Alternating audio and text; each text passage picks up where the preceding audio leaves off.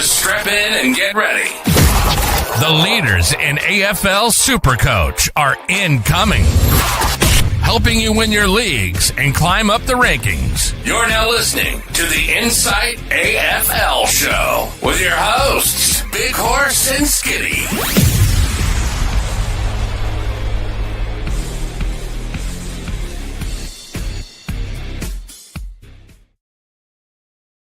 Ladies and gentlemen, welcome to the Inside AFL Show. We've done this one off a bit of a whim because we sat down, cracked a stubby, watching the footy, and then we see Kelly Underwood commentating the footy.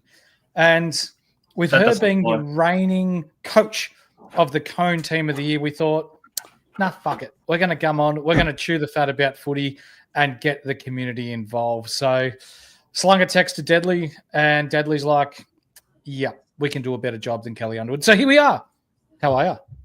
Good, mate. Good. So obviously this was a very, very quick whim. Spur of the moment. Yep. Yeah. So the game's been going for about 6 minutes here, and it's looked pretty even. Port probably got the upper hand. They lead 7-0 at the minute. Joe Richards with a very nice chase down tackle into a goal, and Mitch Georgiades hitting the post. Plenty to watch in this game, mate. There's, Angus Hasty, Harry Boyd. The list goes on. Max Hall. We could name about 12 different players at least that are relevant to us in this game. So yeah, plenty to go on, and I feel like it's probably the best game of the weekend to watch and for us to commentate SuperCoach wise. Yeah, absolutely. Yeah, absolutely. So we are going to be doing from the very start Brisbane versus Geelong on Thursday night, round 0, the first game of the year. But we're like, we might just jump in here and have a bit of a crack, and as he cracks his first tin. And just chat footy, talk about SuperCoach, and we don't have to listen to Kelly Underwood call St Kilda the black team and Port Adelaide the white team today. Anyone stand out to you so far, Deadly, in the first 7 minutes? So far, Miles Bergman off halfback has got absolutely heaps of it, partnering Kane Farrell. Joe Richards has done some nice things, obviously. Joe Berry's done a bit as well. No one for the Saints is really standing out. Nasai Wanganeen-Miller is getting plenty of it, as we'd expect. He's taken the kick in as well. As we see, Mitch Georgiades taken a great mark inside 50. Should go back from the pocket to try and kick this one. Didn't he just hit the post like 10 minutes ago or 5 minutes ago? Yeah, he hit the post from about 15 metres out. He's got a pretty easy matchup, if we're honest. I think he's got Burns on him. Ryan Burns, is that his name? I think he's got him on him. So as he snaps that one through, Port leads 13-0. 12 minutes to go in the first. Georgiades, mate, you reckon he's with obviously Todd Marshall being out for the season and the move of Finlayson moving down back. Georgiades is the main man down there. You reckon he's in for a pretty big goal kicking season? Yeah, I think he is. It's interesting to see Jordan Sweet down there too. But one of the big things I want to watch in this game, Deadly, is Sam Powell-Pepper and how much midfield time he gets. He's at 180K for SuperCoach, and we know he's played as an inside midfielder in the past. So without Zach Butters to start the year, there could be some relevance there for us. Yep. What do you think? Yep. Yeah, definitely. In the pre-match, Ken Hinkley, we got asked the question, who's going to replace Zach Butters? And he said, you can't really replace Zach Butters, but we've got some guys like Willem Drew, Connor Rozee, Horn Francis, Travis Boak, and there was someone else, Jackson Mead, that's who he said, who can go in the mid. So no mention of Will Lawrence or Sam Powell-Pepper, who we both thought could get some midfield time, which, they still could at some points, but Powell-Pepper's exclusively playing in his usual forward line role in this one so far. Yeah, okay. Sorry, I'm just getting a few little bits and pieces all organised while we get this going, because it was just a spur-of-the-minute decision, and normally it takes about 15 to 20 minutes to sort everything out. So you just have to bear with me for the first little bit. But we can already see from a SuperCoach point of view that St Kilda are pushing their press. So if you're watching the KO stream at the moment, you can see that all of their players, effectively bar, I think that was Dan Butler, are defensive side of the middle. So they're looking to play a congested brand of footy. Yep. You watch this on the press now, they all look to run and carry the ball. That was pretty rushed by Higgins there, and Rossi will hate that. But you can see they're trying to turn this into a contested game. So from a St Kilda point of view, they're looking to run and carry out of the back line, and then they're looking to create congestion around the footy. So for SuperCoach, you're looking at people who like the contested footy. So your Garcias, your Steels, Jack McRae's good in close as well. But then you're looking at your halfbacks that run and carry as well.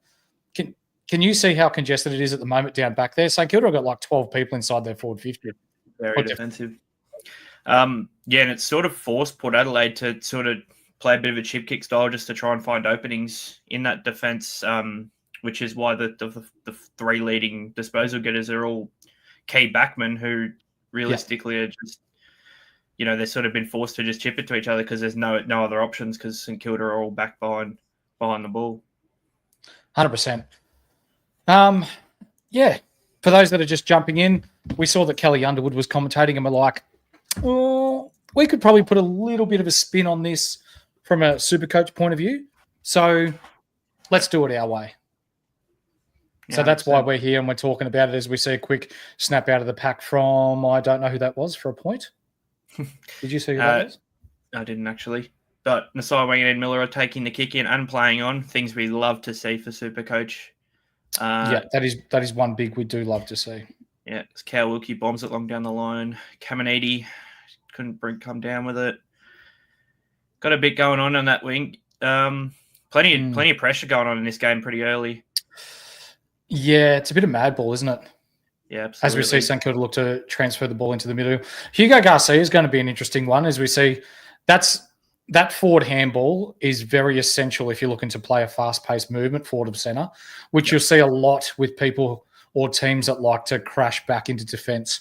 So we see St Kilda, they're not even looking for a man. They're just running to space to try and zone back straight away. Yep. Yeah, it's a pretty interesting one as we see Darcy Byrne-Jones have the ball at about half back here. Can't really find an option because all these Saints blokes are completely behind the ball, bar Jack Higgins and Caminiti right now. Mm-hmm. Yeah.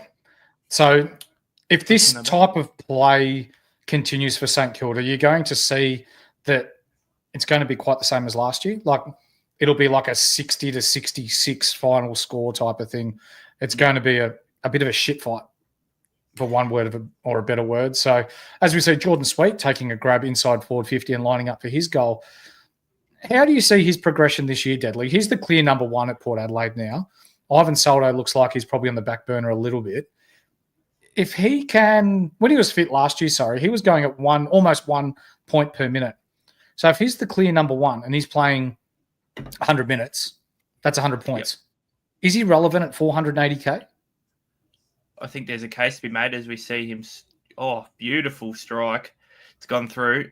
Porter up 20 zip to start this one. That's a nice sausage. He's a built lad, isn't he? Yeah, he's pretty big. I kind of like this. It's good signs that when Ivan Soto has come on, Jordan Sweet's straightforward. Our man Damo on the chat. I might actually send him the link if he wants to jump in and chat footy with us. What do you reckon? Yeah, please go ahead. And it's a great entry inside 50 from Josh Sin as well. That's good signs from him in his attempts to earn that halfback spot. Back on the Jordan Sweet topic, it's nice to see him not being like fully rested on the bench and actually spend a bit of time forward. And they probably need him to, him and Soldo to split forward time with, the lack of key forwards that they've actually got up there. Maybe when Radigalea comes back, Finlayson will go back forward. We don't know, but right now it's not a bad idea from Port to stick one of the big tall rucks up there. So who we got? We've got Horn Francis, Wines, Drew, and Big Aban Saldo in the middle. With Butters being out, do you think there's more of a tag risk for Pickles? Or do you think that tag goes to Rosie? I think more than likely it depends. I think teams will be reluctant to start with the tag and they'll go, all right, start of the second quarter, Jason Horn-Francis just had a massive first quarter. Let's shut him down. And the only times Horn-Francis was tagged last year was in instances like that. He had a big first half against North in that game down in Tassie, and Yeah, copped a tag from that. And there is probably potential that he's more of a tag risk than Rosie, I reckon. But it's far from ideal with Butters being out. But I'd still trust him enough to start him at F1. As we see Darcy Byrne-Jones going back, fly to the ball. It's gone through for a behind. Yeah. Do you think this is worrying so far for St Kilda that Port have jumped out to 21-0 lead and St Kilda are trying to clog it up and be defensive, but yet it's not really working? As we see, that's Ryan Burns kicking out from fullback. Don't like that. Give it to Wang. Didn't even play on either, so it's a bit yucky. Good mark on the lead. Yeah, as we see, Caminiti is playing forward. There were rumours that he was going to be back. Nice little lace out to Sherman up forward. He chips it inside to Hugh Boxall. Here we go. Now, here's a shout for a round one debut. There's Boxall, there's Liam O'Connell, who started on field today, and then there's Angus Hasty. Are you interested in any of them? Because we've got to be mindful, ladies and gentlemen, that we don't want to pick too many people from St Kilda and then you end up with 5 or 6 Saners. I know they've got a nice buy, but you'll end up in a bit of a trap there, as we see Horn Francis being a target. He switches the ball into the middle. Ollie Wines to Farrell, to Drew Garcia. Yeah, that's what he's in the team for, that forward pressure. Yeah. Still alive here for Porters. Joe Richards snaps, good smother. Bit going on in the congestion. Darcy Byrne-Jones on the left, goes up real high, and it's gone through.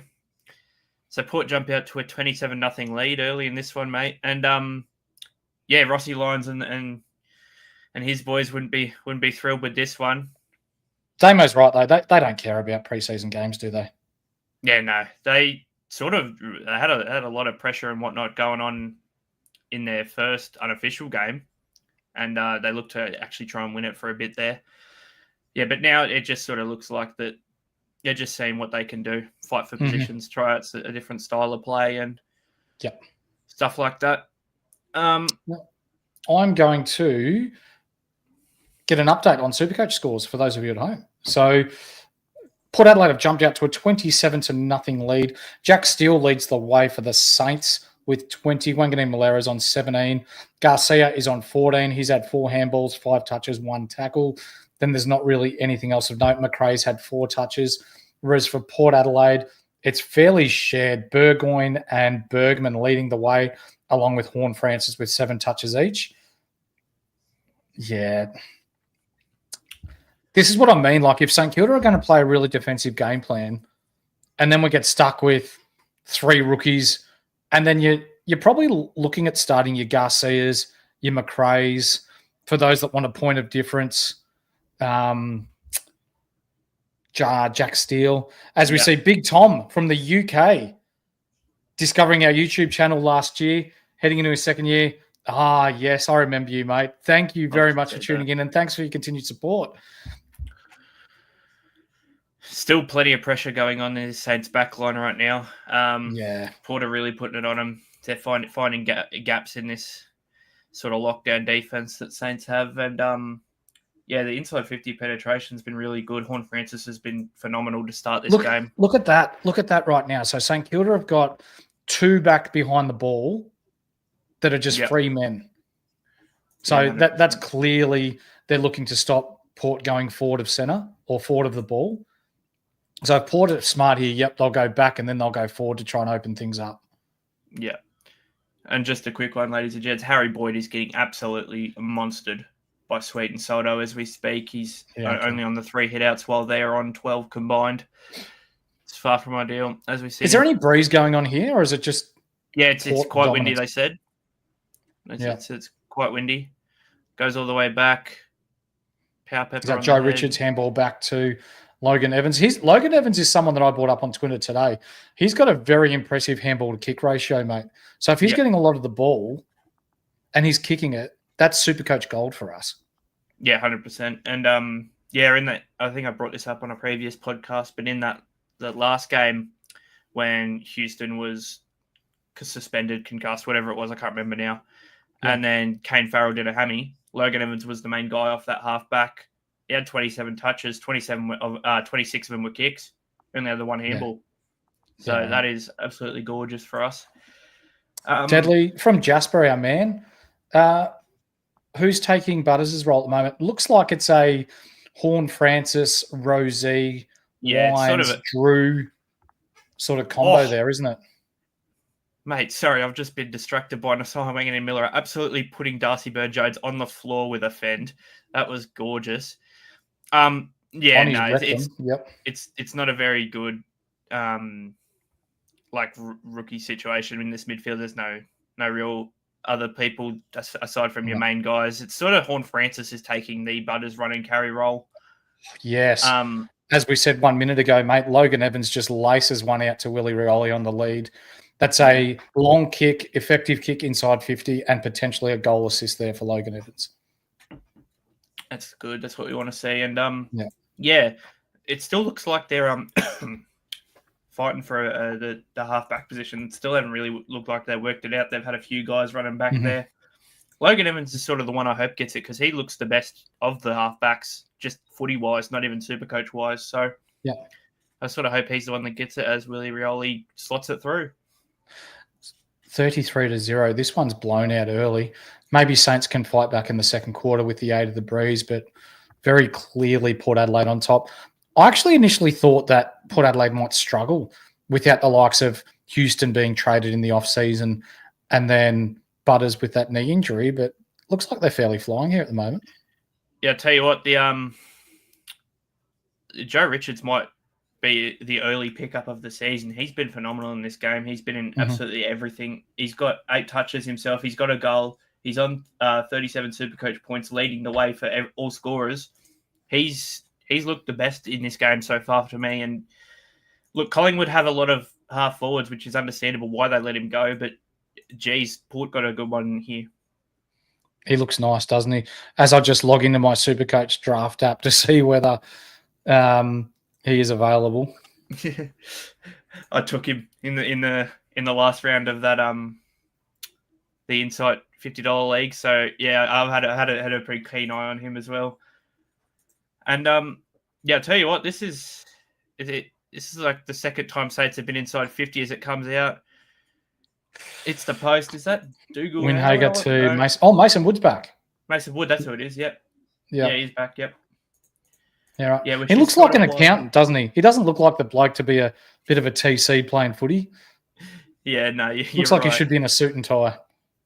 Pretty interesting to see Jeremy Finlayson taking the kick out straight to Rosie, who handballs it back to Finlayson. Down the line. Is this just because he was there? Or do you think because he's got a big shoe? Just Joe Richards. That's massive. Has just hit up Willie Rioli again. Yeah, I think it's probably just because he was there. But he has got a fair shoe on him. He's probably, I like to say Kane Farrell has the biggest shoe in the AFL. He kicks a long ball. Yep. But I think it's just simply because Finlayson were just there. And I think you are right. Yep. So I agree to this to an extent. So one way to break a full ground zone is by running the lines, trying to create some run and carry, and then clearing the line. So if you get it out the back, you're really putting the defense on the back foot as Willie Rioli just casually nails that through for a 39-1 lead. So in a game like this, you need to play fast because St Kilda wants you to slow the ball down. They want you to be contested. Their game style isn't designed, as we see the replay here, to be any sort of fast-paced movement. So that kick from Finlayson effectively carried 12 blokes, and then you've isolated a one-on-one inside forward 50. If you're a forward, that's a forward's dream. Yeah, 100%. And that's just... look, I tell you what, it's getting a bit out of hand, but Port look real good here. They're doing all the right things, and I get it's preseason, but this is really promising signs for them. Like, no Butters, no Houston. They're arguably their 2 best players from last season, and they're still really dominating here. Joe Richards, 47 Supercoach points already. Burgoyne, 34. Finlayson, 37. Burn-Jones, 32. Horn Francis is on 30. Miller Bergman coming up for his 9th touch. Gets it back to Finlay, so there's not much going on, so he has to retreat to Lear. Yeah. And this is what the Saints want wide. you to do. They want you to backtrack and basically slow the game down. As we see, Wanganeen Malera is the highest scorer for the Saints at the moment, with 24 Supercoach points, but more importantly, 6 kicks. Has Rosie entered your thoughts for your Supercoach team, given the outs as he butchers that one? A drop mark as he gets a intercept mark there, takes the game on, gives Jack Higgins the old "get off me, you little person." And then is that Joe Richards again out in the flank? Yeah, he's doing a lot of work around the ground at high half forward. He's working the arcs really well. And what we mean by the arcs is running between forward 50 and D50. Yeah. On your Rosie thing, he's sort of come into consideration. Look, we know the player that he was as, last year before those injuries, and he had a really slow start. He was taking the absolute piss as Jack Lukosius has just given away a 50-metre penalty to Dan Butler, who will probably line up for a shot here. For those that were watching last year, we know him as Shit Dick. And that's a shit kick. That's what that was. Oh, yuck. Intercepted by Finlayson. Finlayson, yeah. What's that? Is that a +8? A defensive intercept mark?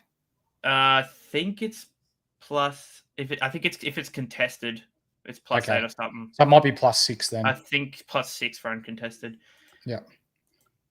As we find the ball all the way back. We can already see that St Kilda are looking to get the ball in the hands of Nazea, Wanganeen Malera a lot. He's coming in for his ninth touch. Ninth touch, up to 30 Supercoach points.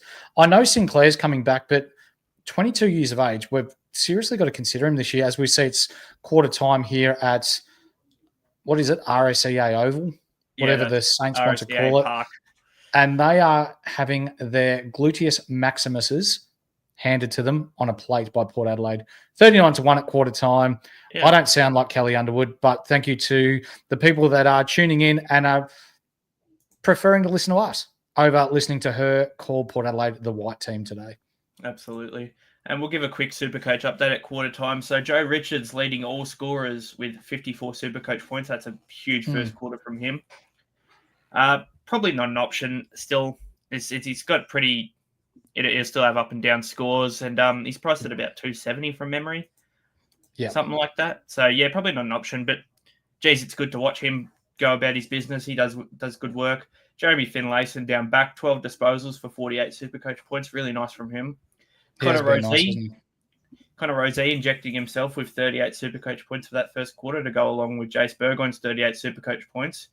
And it's really, there's 10 Port guys that are above Nasai Wanganeen Miller, mate, who is the highest St Kilda scorer, and by a little bit too. Ryan Burns is in second, and he's really done nothing. And, yeah, I tell you what, it's been a real blowout. Even so far, spot on.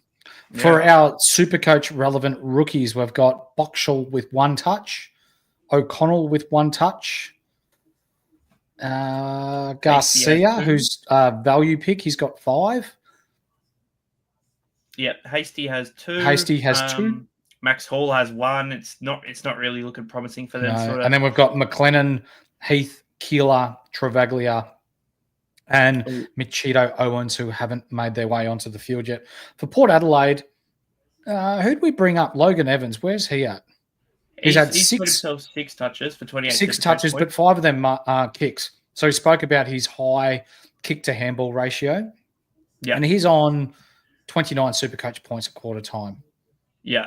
Sam Powpepper, mate, 2 disposals, 87 time on ground for only 10 Supercoach points. It's far from what we're after, and especially with no midfield time as well.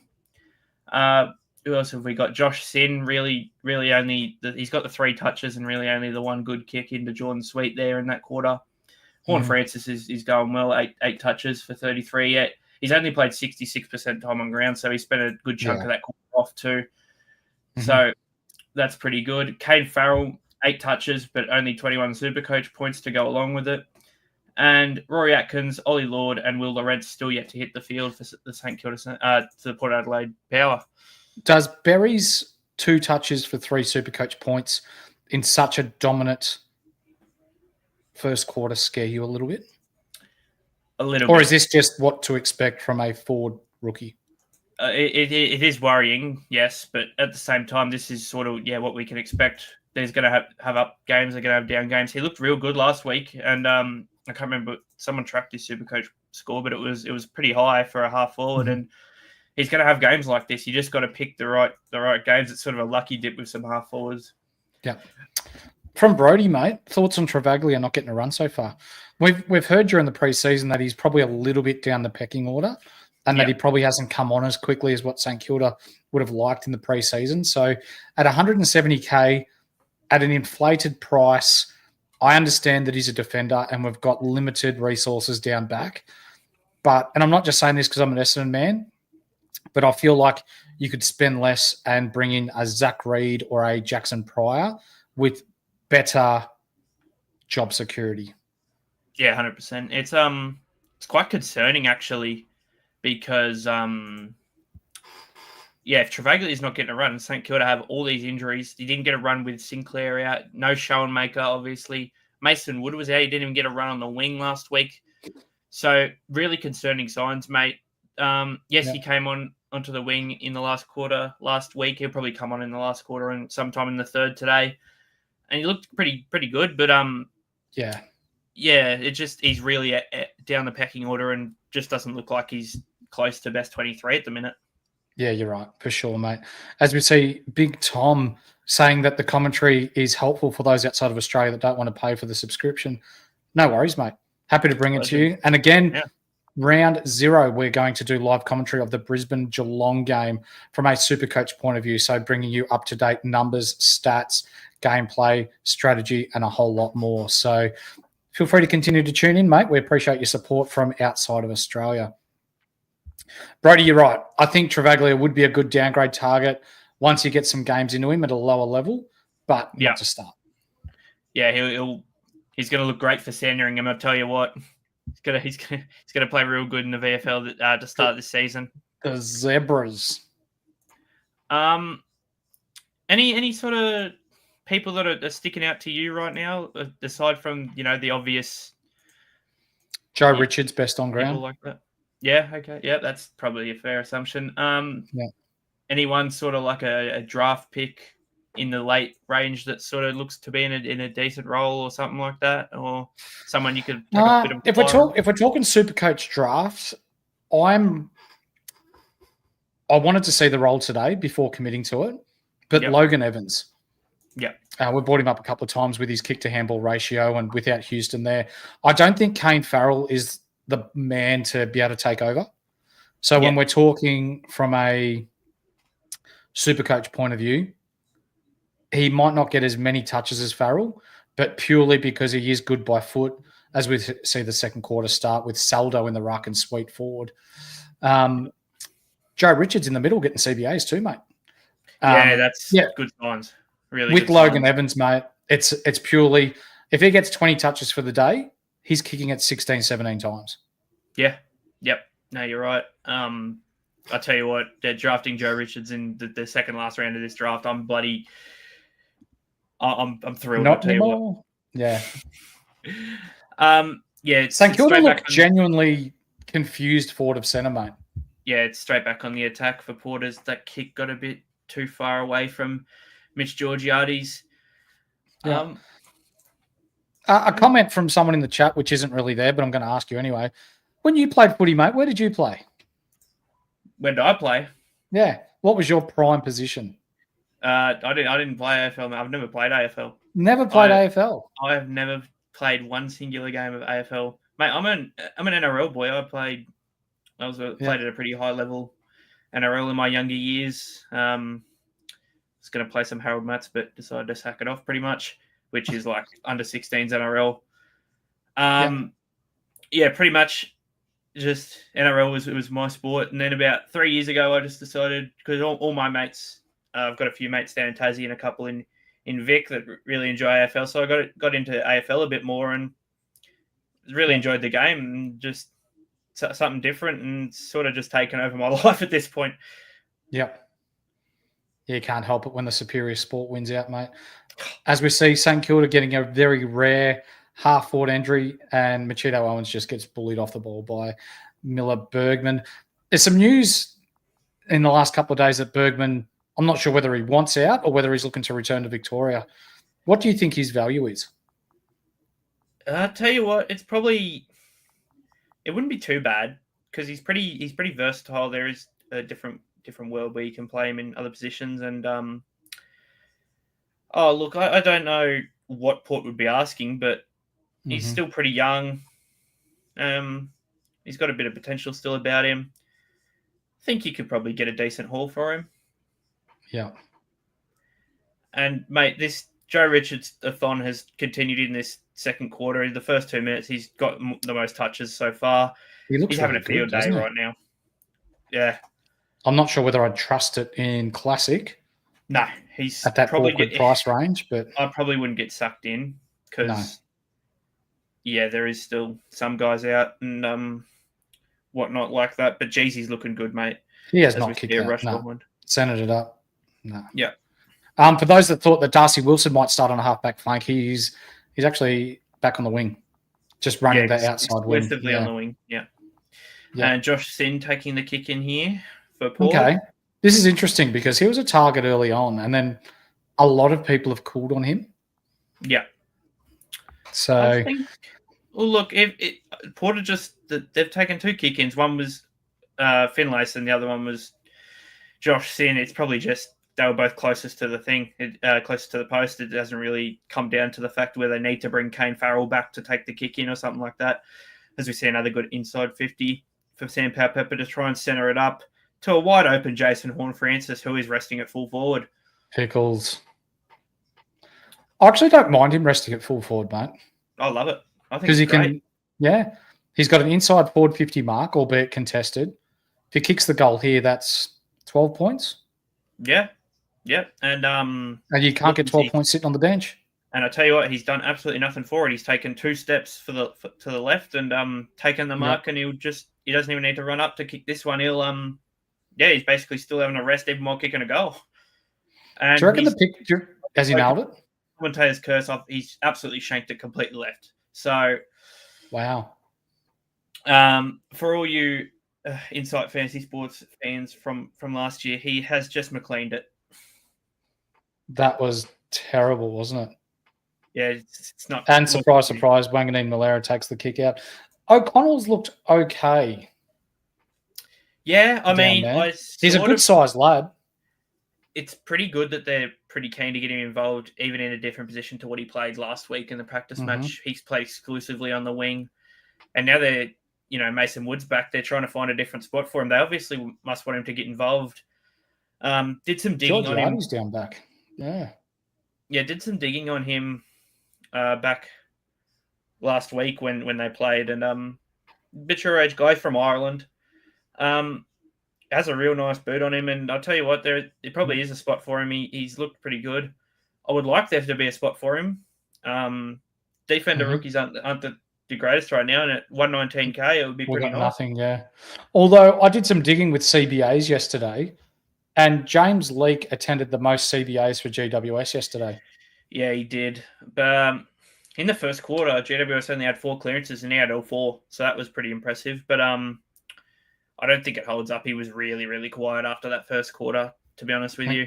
Jasper brings up a good point. Absolute Pickles type behaviour missing that set shot, mate. Yeah. Miles Bergman's had plenty of this ball so far. They're sort of looking to go back and forth around this back line right now, and he's sort of the centre cog right now, mate. Interesting. And this is why probably up to half time and sometimes into the third quarter of practice matches, you're looking for players with roles. And there's no better bloke to talk about when we're talking players and roles than one of the absolute elite men in SuperCoach. It's Damo from the Footy Mailbag. How are you? Hey, lads. How are you? Yeah, going well, mate. We saw that the footy needed some spice this afternoon, so we're like, let's do it. Let's jump on. Let's talk footy. And I saw you guys were both wearing hats, so I decided to join in. It's not quite a Insight hat, but it's It's a relevant hat. Yeah, Now that you've very said valid. that, Damo, I'm going to have to send one to you. Is that back in the day where they used to give out hats for top, was it 1,000 finishes? No, I actually got this for being on the Footy Mailbag back when the KFC sponsorship was still around. So it Yeah, was good. right. I've also got a KFC SuperCoach rugby ball. They didn't send me a football; they sent me a rugby ball, which I still right. have, which I still have deflated next to my record player on my record player. stand. Yeah, I've got a The record player. 1970s rang. They want their technology back. I'll mate. tell you what, I've got a record player just over there. So, love my records. If I didn't have shit in front of my record cabinet, I would turn my webcam around, but Yeah, mine's sort of packed away in the cupboard. I can see it right now. It's up there, sitting there with all my Damo, vinyls. what have you made of this game so far? You've been sort of intermittently watching at home while it's been going on, and you know as well as anyone, being a Fremantle man and having Ross the boss in charge of your club for a couple of years, he doesn't really give a damn about preseason games, does he? I remember 2013, the Dockers made the grand final that year. They finished top 4. We don't need to talk about what actually happened in that grand final, but I remember that year they went to Geraldton and played West Coast, and West Coast beat them by like 90 points. So, Yeah, right. so he really does not care about the preseason. Yeah. What do you He think sees about their structure and who they're playing where? Look, it seems pretty normal to me. I haven't seen anything that stands out that's out of the ordinary.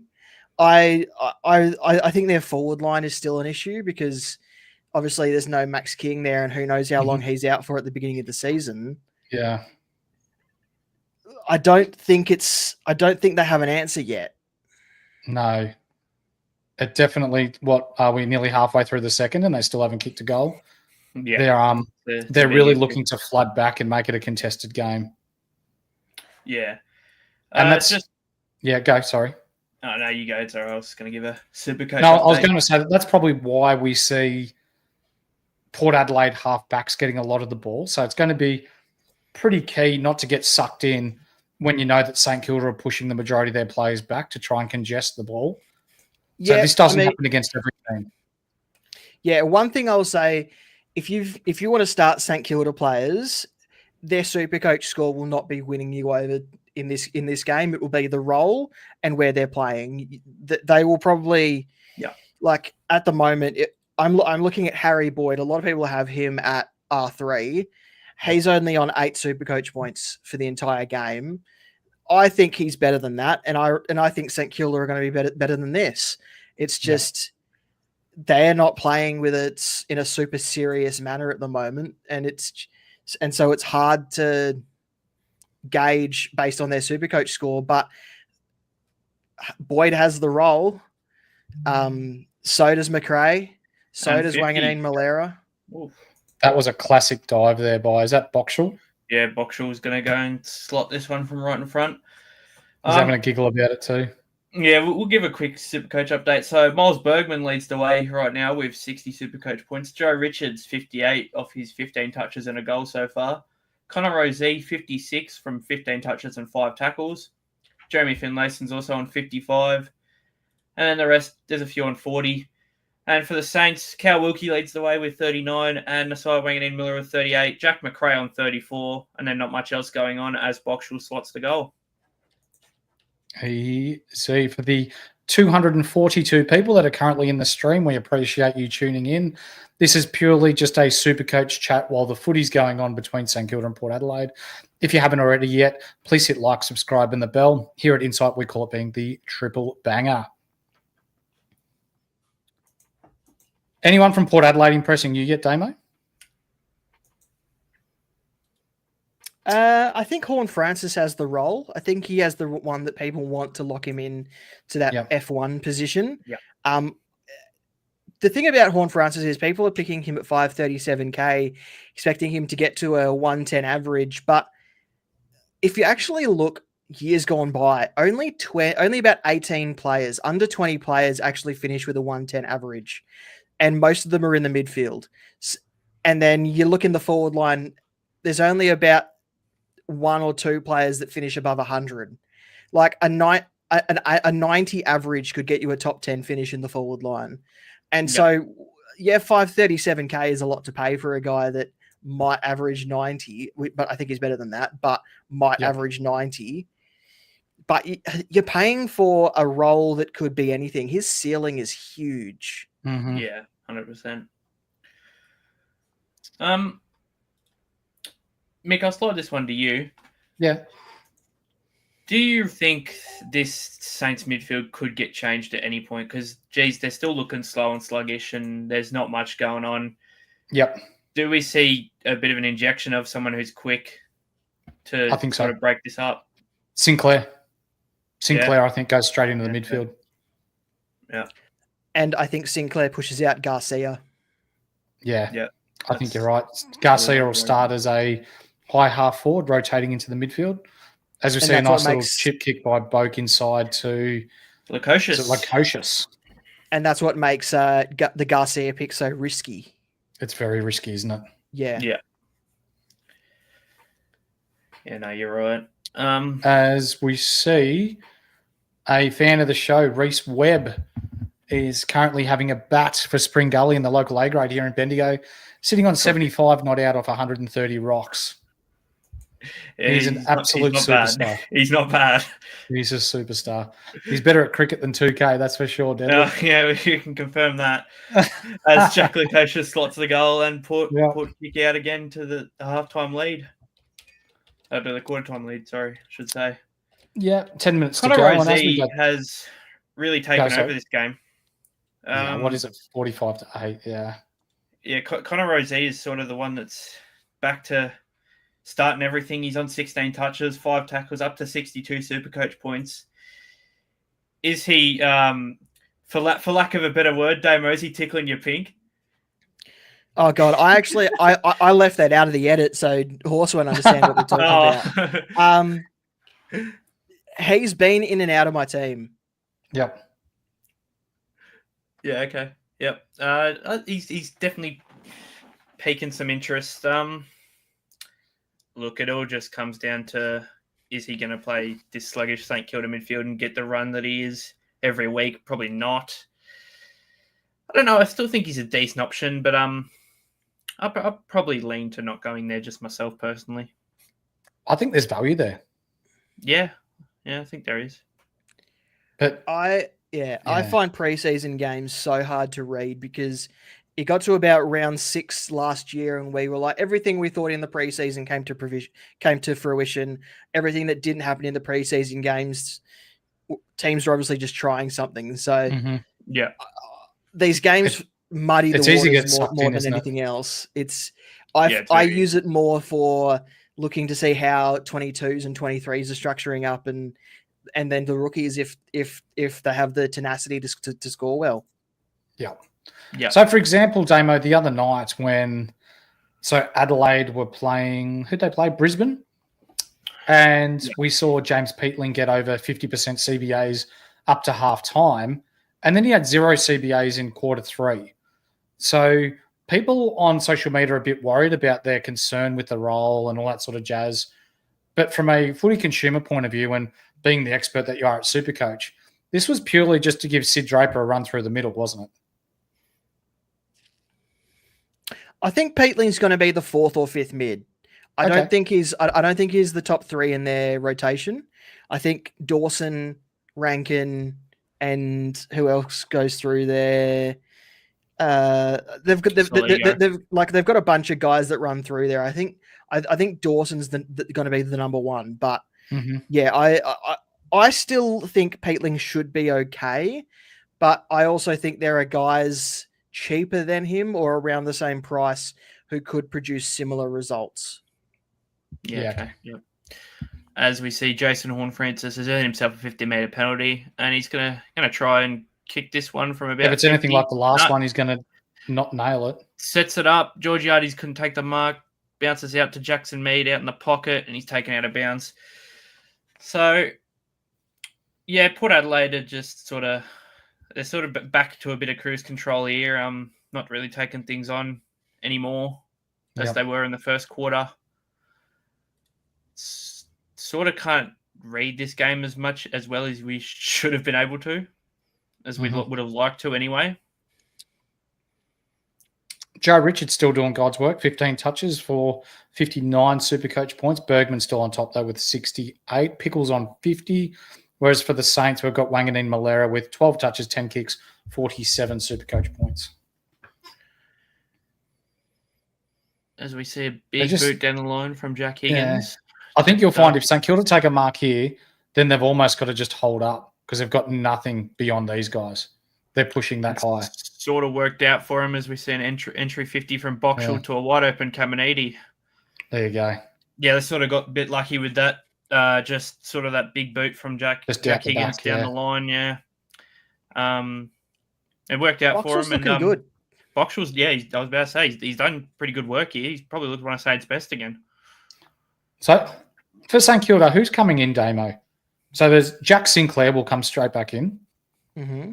Henry? Max King. Liam Henry. Yep. Liam Henry. What's his name? Probably Dougal Howard slots back in when he's ready. Paddy Dow's probably still a little bit away. I don't know about Dow or Howard. I don't even know how long Howard's out for, to be honest with you. Dislocated shoulder. I think he's probably another month away. Yeah. So we see Caminiti shanked it to the left, and we see Kane Farrell taking the kick out. So it's a definite shared role there at Port Adelaide. They're not, so to speak, got one nominated kick. So from that point of view, I don't think there's anyone from Port Adelaide that you can really trust at the moment. Yeah, I don't really think there is much going on in that back line anymore like we thought there could have been. Logan Evans and Farrell have done some nice things. They've sort of got four half-backs playing with each other right now. So the Saints would have Rowan Marshall, Jack Sinclair, Liam Henry, Mateus Philippou coming back in, as well as Max King. Jeez, we missed There's a bit going on there. Yeah, there's a lot to chop and Have a change. look at Willie Dance. Oh my God. Strike. That is sexual chocolate. What a man. That's a great goal. That's goal of the day. Yeah, it's very good. Port jump out to a 51-9 lead over the Saints, and Willie Rowley's kicked his third. And ladies and gentlemen, if you haven't yet, we've got the SuperCoach World Cup. If you think you've got what it takes to beat some of the best in SuperCoach at NRL, AFL, BBL, then NBL, click the link below and let us know if you'd like to enter. Top prize was won by Mitch, coach of Twitch at Flinch last year. He won himself just short of $1,000 because he was able to be consistently good across 4 sports, and he's known as the first ever SuperCoach World Champion. If you'd like to be known as such and would like to compete, let us know. The link is in the description below. That was a really nice goal, Damo. That's probably been one of the goals of the preseason so far. Yeah, Willie Rioli, he's a menace for defenses. Yep. Yeah, 100%. So who comes out for the injured guys? We would assume that Garcia probably comes out for Philippou. Yep. Yeah. Maybe Max Hall comes out for Liam Henry. Yeah, that's Hall's been right. Yep. Angus Hasty might come out for someone. Yeah, What's he done still today? no Harry Shellmaker in this game as well. He's on the emergency. He's an emergency today. Yeah, I don't know if he's out of favour or what's going on there. It would appear that way. He's been training. Yeah. To be honest, with who's coming back, as good as Boxall is, I just don't think he stays in the team once everyone's fit. Yeah, there's a lot going on, as that's a pretty poor kick from O'Leary. Sets Saints on a beautiful attack for Jack Higgins to run on this ball. Geez, that's a pretty shocking kick. Whoever just poked that in there. That hurts you, doesn't it? As a forward, you get the turnover, and then something just gets slammed forward like that. Yuck. Forced to run your guts out all for nothing as well. Yeah. It stays in the Saints forward 50 anyway. See Caminiti rucking against Sweet when it's up the ground. And it's cleared away by Jackson Mead. Port Adelaide not dropping anyone back behind the ball too. They're happy to go one-on-one here. Yep. Geez, I tell you what, if Anthony Caminiti could take marks. He'd be great. He started as a backman, Damo. No, not quite. They were trailing him behind the ball this preseason, but I think he's been a forward for most of his career. Okay. As Jason Horne-Francis earns himself another free kick, so that's extra points for doing pretty sweet fuck all, and that's a pretty shocking one to be honest with you. He's butchering it today, isn't he? Yeah, it's not coming off the boot fantastically. Unreal. So, Damo, what's in store for you and the footy mailbag before the season kicks off on Thursday night? Not a lot, to be honest. We have pretty much wrapped everything up until then. We've got only one podcast coming out between now and opening round, and that's me with you, their horse, where we talk through the best options owned by under 5% of coaches at time of recording. Mm-hmm. And then after opening round, we'll then start our season where we have our traffic lights on our social medias, and we'll do a rookie one as well, so people know who to put on their field and who to stick on their bench and all that. And then we'll also have our usual traffic lights as well, where we kind of talk people through trades. Doing one at the beginning of the season is always hard because it's like you may pretty much just go pick these guys, but it's never that simple at the beginning of the season. It's usually around round 5 to about round 15, 16 where people really start paying attention to our traffic lights. It's the rookie traffic lights this early in the season that gets the most traction. I think the traffic lights, they've been around for quite a while, and they gain a lot of traction and a lot of interest in the community as well, Damo. Yeah, so started at Jock Reynolds as being called the cheat sheet. That's right. We changed the name just because we don't want to copy everything across from Jock Reynolds, even though we kind of stole a lot of what we do from them. But yeah, it's been good to continue it because it was one of the fan favorites. Yep, for sure. I know I like it. Helps me get a point of reference anyway for who I think there's on your rookie sheet. I have seen a glimpse of it. There's about 20 to 24 rookies on there, or rookie price players. Something like that. I'll tell you exactly if you give me a second. Yep, no worries. Gone. Tedley, while Damo's looking that up, are Port actually good, or are St Kilda just really struggling today? I'd say it's more the St Kilda really struggling. This past about 3 minutes, Port have shanked it about 6 different times, given it up. And then it's Kane Farrell just got caught by Jack McRae, who's going back for a shot. Sort of coming out of the back 50 now has been a real struggle for Port in the last 3 minutes or so. They just can't really do it as Jack McRae fully shanks to the left for an out in the full. How many you got there, Damo? 40, and it's 40, and there could be more. Yeah, right. But I mean, not more on the sheet, but more that can't be mentioned due to space. Yeah, right. Oh, O'Leary has come down real hard there. Yeah, that's got the wind taken out of him. Jeez, I thought he. Jeez, NASA's deep forward there. Yeah, well, they're keeping the pressure real high. That shoulder would be a bit sore. Yuck. Oh, yeah, that's not pretty. Has there been any news on the Goulden injury and how severe that is? They're expecting him to be out for months, was the quote. Yeah, right. So, syndesmosis very likely. Do you know who's been disappointing in this game? Talk to me. Joe Berry. Locked on a lot of people. We brought him up early, yeah. Locked in a lot of people's forward lines. Has only had 5 disposals for 7 SuperCoach points. It means he's not doing a lot with him when he's getting them. I think he could still be a good pick, but he's not instilling a lot of confidence in people in this game. But that might just be the St Kilda factor. It could be. But at the same time, when you're 41 points up and the ball is spending as much time in front of centre as it is, you would think that he'd be able to find the ball a little bit more or get to some areas. Like, it's not like we're seeing him in good areas here.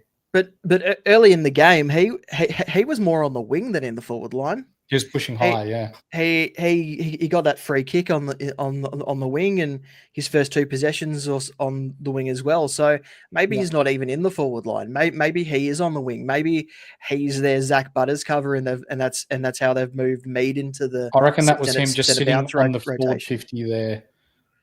Yeah, he was just he's sitting number 5 we're looking for. Right yeah, there he is. Pepper and Georgie, yeah.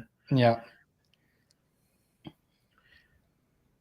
And So that almost looks like a bit of a winger's role there.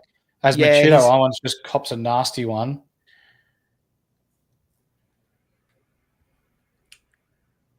Walk it off, mate. You'll be good. This kid's impressed me, Logan Evans. What's he up to? I'm just Rosie to Farrell, just playing possession footy here now. To Bergman. Your man on cue, Joe Berry's better run into this loose ball. That's not even him. That's George. Where is he playing here? No, he's high. I'm quite confused. And Machito Owens is going to come off. Concussion. No, that's a shoulder. Yeah. Look at the way he's holding his arm. Like almost like an AC joint or something. That could keep Harry Boyd in the team just for backup to Rowan Marshall. Yeah. This will be scaring people into. And I'm pretty sure Hugh Box will just try to kick the ball to him while he's running off. So that's interesting. Because there were people, Damo, like in chat groups that we're a part of, that have discussed putting Hall at R2. After this half, surely that squashes any sort of theories behind that happening. Yeah, you mean Harry Boyd? Harry Boyd, sorry, yes. Yeah, I like Harry Boyd as an R3, and that's regardless of if he plays or not. Mm-hmm. I mean, I don't like starting a non-starter, but if you're going to start someone who's not starting, at least start someone who has a chance to play at some point. Mm-hmm. And I think even if Harry Boyd only plays the first game or the first few games of the season, he should be a slow burn. And who knows, by the time we get to round 19 and need some cash generation, because we're always screaming out for rookies to actually play that are stuck on our bench, he might be the guy that makes 100K late in the season and can facilitate that last upgrade. So I don't mind him as a starting R3 if we don't get any that actually are playing. We see Travaglia up on the bench there. Looks like he's about to come into the game for the Saints. I'd probably doubt it with 30 seconds left as Angus Hasty tries to kick one inside 50, intercept marked by Finlayson, who just pumps it back down the line. And it goes out of play. Yeah, surely Travaglia doesn't come on with 20 seconds left. There'd be no reason to do that. Yeah, he's done stranger things. You knowing Ross the way you do, Damo, Travaglia played I wish I didn't. You wish you did. He played a quarter against Carlton. He's going to play a half against Port Adelaide. Yep. He's really got to turn it on to be within any sort of hope of playing round one. Yeah, but it's not beyond the realm of possibilities that he does force his way into the round one team. A few years ago, this was back when Bailey Banfield was a rookie. Yep. In that first preseason game, Bailey Banfield played a quarter in the unofficial practice match, or I think there was actually 2 preseason matches back when he was drafted. He played a quarter in the first one and then a half in the second one, and ended with something like 8 goals as a deep forward, and then ended up playing in round one a full game and being one of the best forward rookies that we had that year. So it's not out of the realm of possibilities that he's just managing game time, and this is just pure management from a pure management point of view. But I mean, they got 2 first-round picks. They're already putting Alex Taru on ice until the second half of the season, maybe not even until next season. It would be odd for them not to want to see their other pick until, like, Toby Travaglia is a ball magnet, regardless of where he plays. Yeah, he averaged over like 150 in the Coates league, with several scores above 200. He should be in that team just for some culture, just to give Saints fans a reason to attend the football. Horse, unmute your mic. You muted your mic. Sorry, my kids were yelling in the background. An update on our man Webby in the local A grade. He has gone out on 79, caught in the deep. Brutal. Yeah. All right. So we've reached halftime. Port Adelaide leads St Kilda 51-10. I might leave it to you for 2 minutes, mate, and I'll come back. I'll read out these scores and then we can take a bit of a break. How about that? All right, sounds good. Yep. All right. So Miles Bergman top scores for the half with 83. Connor Rozee closely behind him on 80. Jeremy Finlayson 68. Joe Richards 61. Logan Evans and Jack Lukosius 57. Jason Horne-Francis on 55. And then for the St Kilda Saints, Nasai Wanganeen-Millera on 49. Jack McRae and Callum Wilkie both on 48. Jack Steele on 46. And then not much else going on. Yeah, right. Nothing rookies-wise for St Kilda.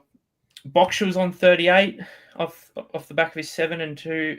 He's probably been the best of the lot. Hugo Garcia's on 31. O'Connell's on 27. Hastie's on 21. Max Hall's on 20. And besides that, Harry Boyd's on 22. And that's it. Okay. Ladies and gentlemen, we're going to take a quick 5 to 10 minute break just while it's half time. We appreciate you tuning in to the almost 300 that are in the stream at the moment. We appreciate you taking the time to come and listen to us. Give us 5 to 10 minutes and we'll be back. We'll just turn off our mics and our cameras and we'll come back shortly. Thank you.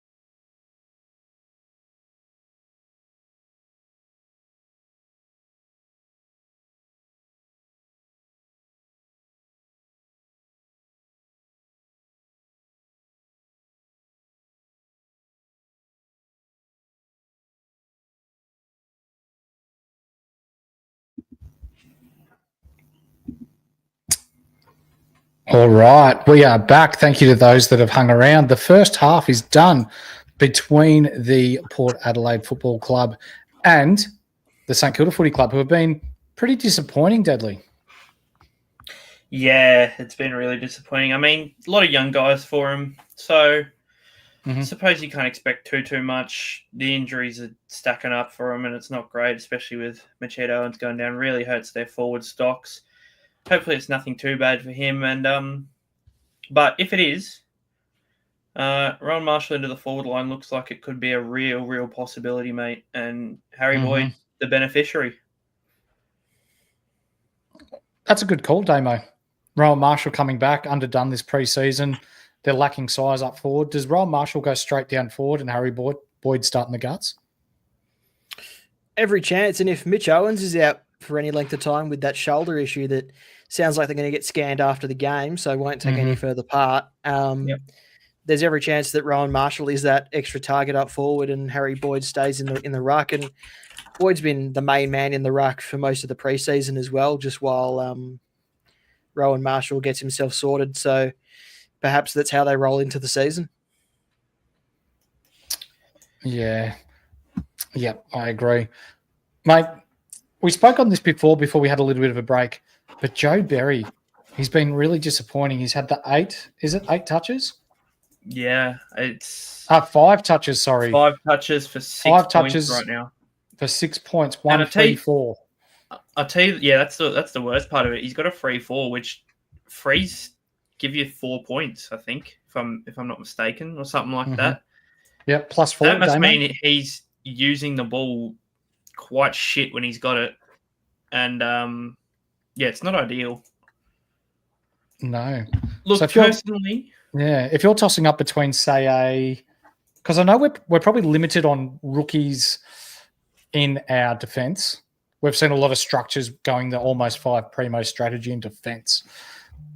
Up forward, you've got a little bit of leeway, I guess. But at 140K, when you can pick up the likes of Connor Stone or Sam Davidson, they're looking like better options at the moment, Damo. Have you still got me? It's becoming a bit choppy. Okay. We still got you. Yeah. Just can't hear it. That's all right. That's okay. Yeah, you answer that one, Deadly. Yeah. Look, for me personally, I think I'll probably still run with him. Mm-hmm. It's just because I trust his job security more than... Look, Connor Stone's job looks somewhat safe, but not sure I really trust it as of right now. And I'm probably leaning towards not picking him. Look, I've got Sam Davidson at F6 at the minute, and I'm fairly comfortable to run with that for now. Yeah. With Kako at F7. Yeah, he looked good the other night, didn't he? Just up and down that wing, running and creating his forward 50 entries. He looks like the type of kid that would sit up the front of the class in year 12, make sure all his homework's done before he goes out to play. Did you see the photo from the night he got drafted of him just basically standing in front of the doorway? It looked like it was taken in a bathroom. Yeah, it looked like he was in the bathroom at home, yeah. Yeah. From Magnus, mate, what are you thinking about Hugo so far?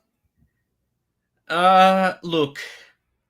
For me, he's hurt his stocks more than what he's helped. Slightly concerning. It's pretty concerning, to be honest. Yeah. None of the Saints guys have impressed at all, realistically, besides McRae and Nasiah. Boxall's shown glimpses. Yeah, but I don't trust his spot at all, to be honest. Anyone SuperCoach relevant, Saints-wise, has really hurt themselves besides Boxall. And, Hugo Garcia, I might look for a way out, depending on how the rest of this game goes. I'm not too sure. Because, you're right. Sinclair will come back, and he probably will come back in the midfield, and he just drops straight out, realistically. They're not dropping Steele or McRae. Well, let's have a look at that, mate, while you're talking. What's Garcia's at 240K, is he? Yeah. So let's look at some better options in our forward line. Yeah. So we're not picking Sam Wicks. I think he's going to be more of a lockdown role. Samson Ryan, no thank you. Sonny Walters, no. There's not really anyone jumping up off the page. It might be a close watch on Jack Hutchinson later this afternoon to see what he's doing with West Coast. He could be in a more friendly Supercoach role. With Hugo Garcia, I want to bring this up. Last year he came on as the sub, didn't he? And it was, I can't remember who it was against. It might have been Sydney. It was. Anyway, I'll tell you. He was flying. Like, he scored a heap of points in not too much time. And then it was like he had his one game wonder, and then he sort of went back into his shell a little bit. So he had 43 points GWS. at one, and 1 point per minute. Like, he was flying. I reckon that was in one quarter too. And then the rest of the year he went 69, 40, 56, 65, and then was dropped, played one game in round 19 and scored 12. So for someone at 245K, you'd want to see that, not so much from a Supercoach point of view, but him getting his hands on the ball it's still a practice match, but it still means something to them. Like, St Kilda have got to start ironing out their kinks and finding players who can play well in position. Yeah, no, you're right. I'm just sort of looking at it now. I think personally, I'm going to try and find a way to make up 100K and potentially go into Riley Sanders. Okay. How's this? That's sort of the way I'm looking at it. Hugo into the mids and out for Chesser. This guy knows exactly what's going on. He knows footy. That's a good mate of mine from 2K days. He's good on the sticks as well, old bodied, and he knows his AFL quite a bit as well. Yeah, good. Tackling machine, yes, he was. He was an absolute tackling machine. Yeah, Hugo's sort of worried me. It's big watch second half, but right now I might find a deviation strategy to Riley Sanders is what I'm looking at right about now. And what's this 2-foot hoogie yum? Hugo is in the Chesser mix. Yes, he is. Yeah, he's for now. Like, that may change, but as we all know, and I do want to put a disclaimer out here nice and early, he could come out here this quarter or this half and blow it apart. He could score 50, 60 Supercoach points, save his game and end up on 90 Supercoach points. But it's important to note that in Supercoach or in practice matches, teams are usually going hard or as hard as they can for the first half, and then they start rotating people through. So don't let that get lost on you. We know him as a tackling machine. He's got one tackle to right now, and he hasn't really gotten anywhere near Jason Horne-Francis, who he's been matched up to for a good chunk of this game.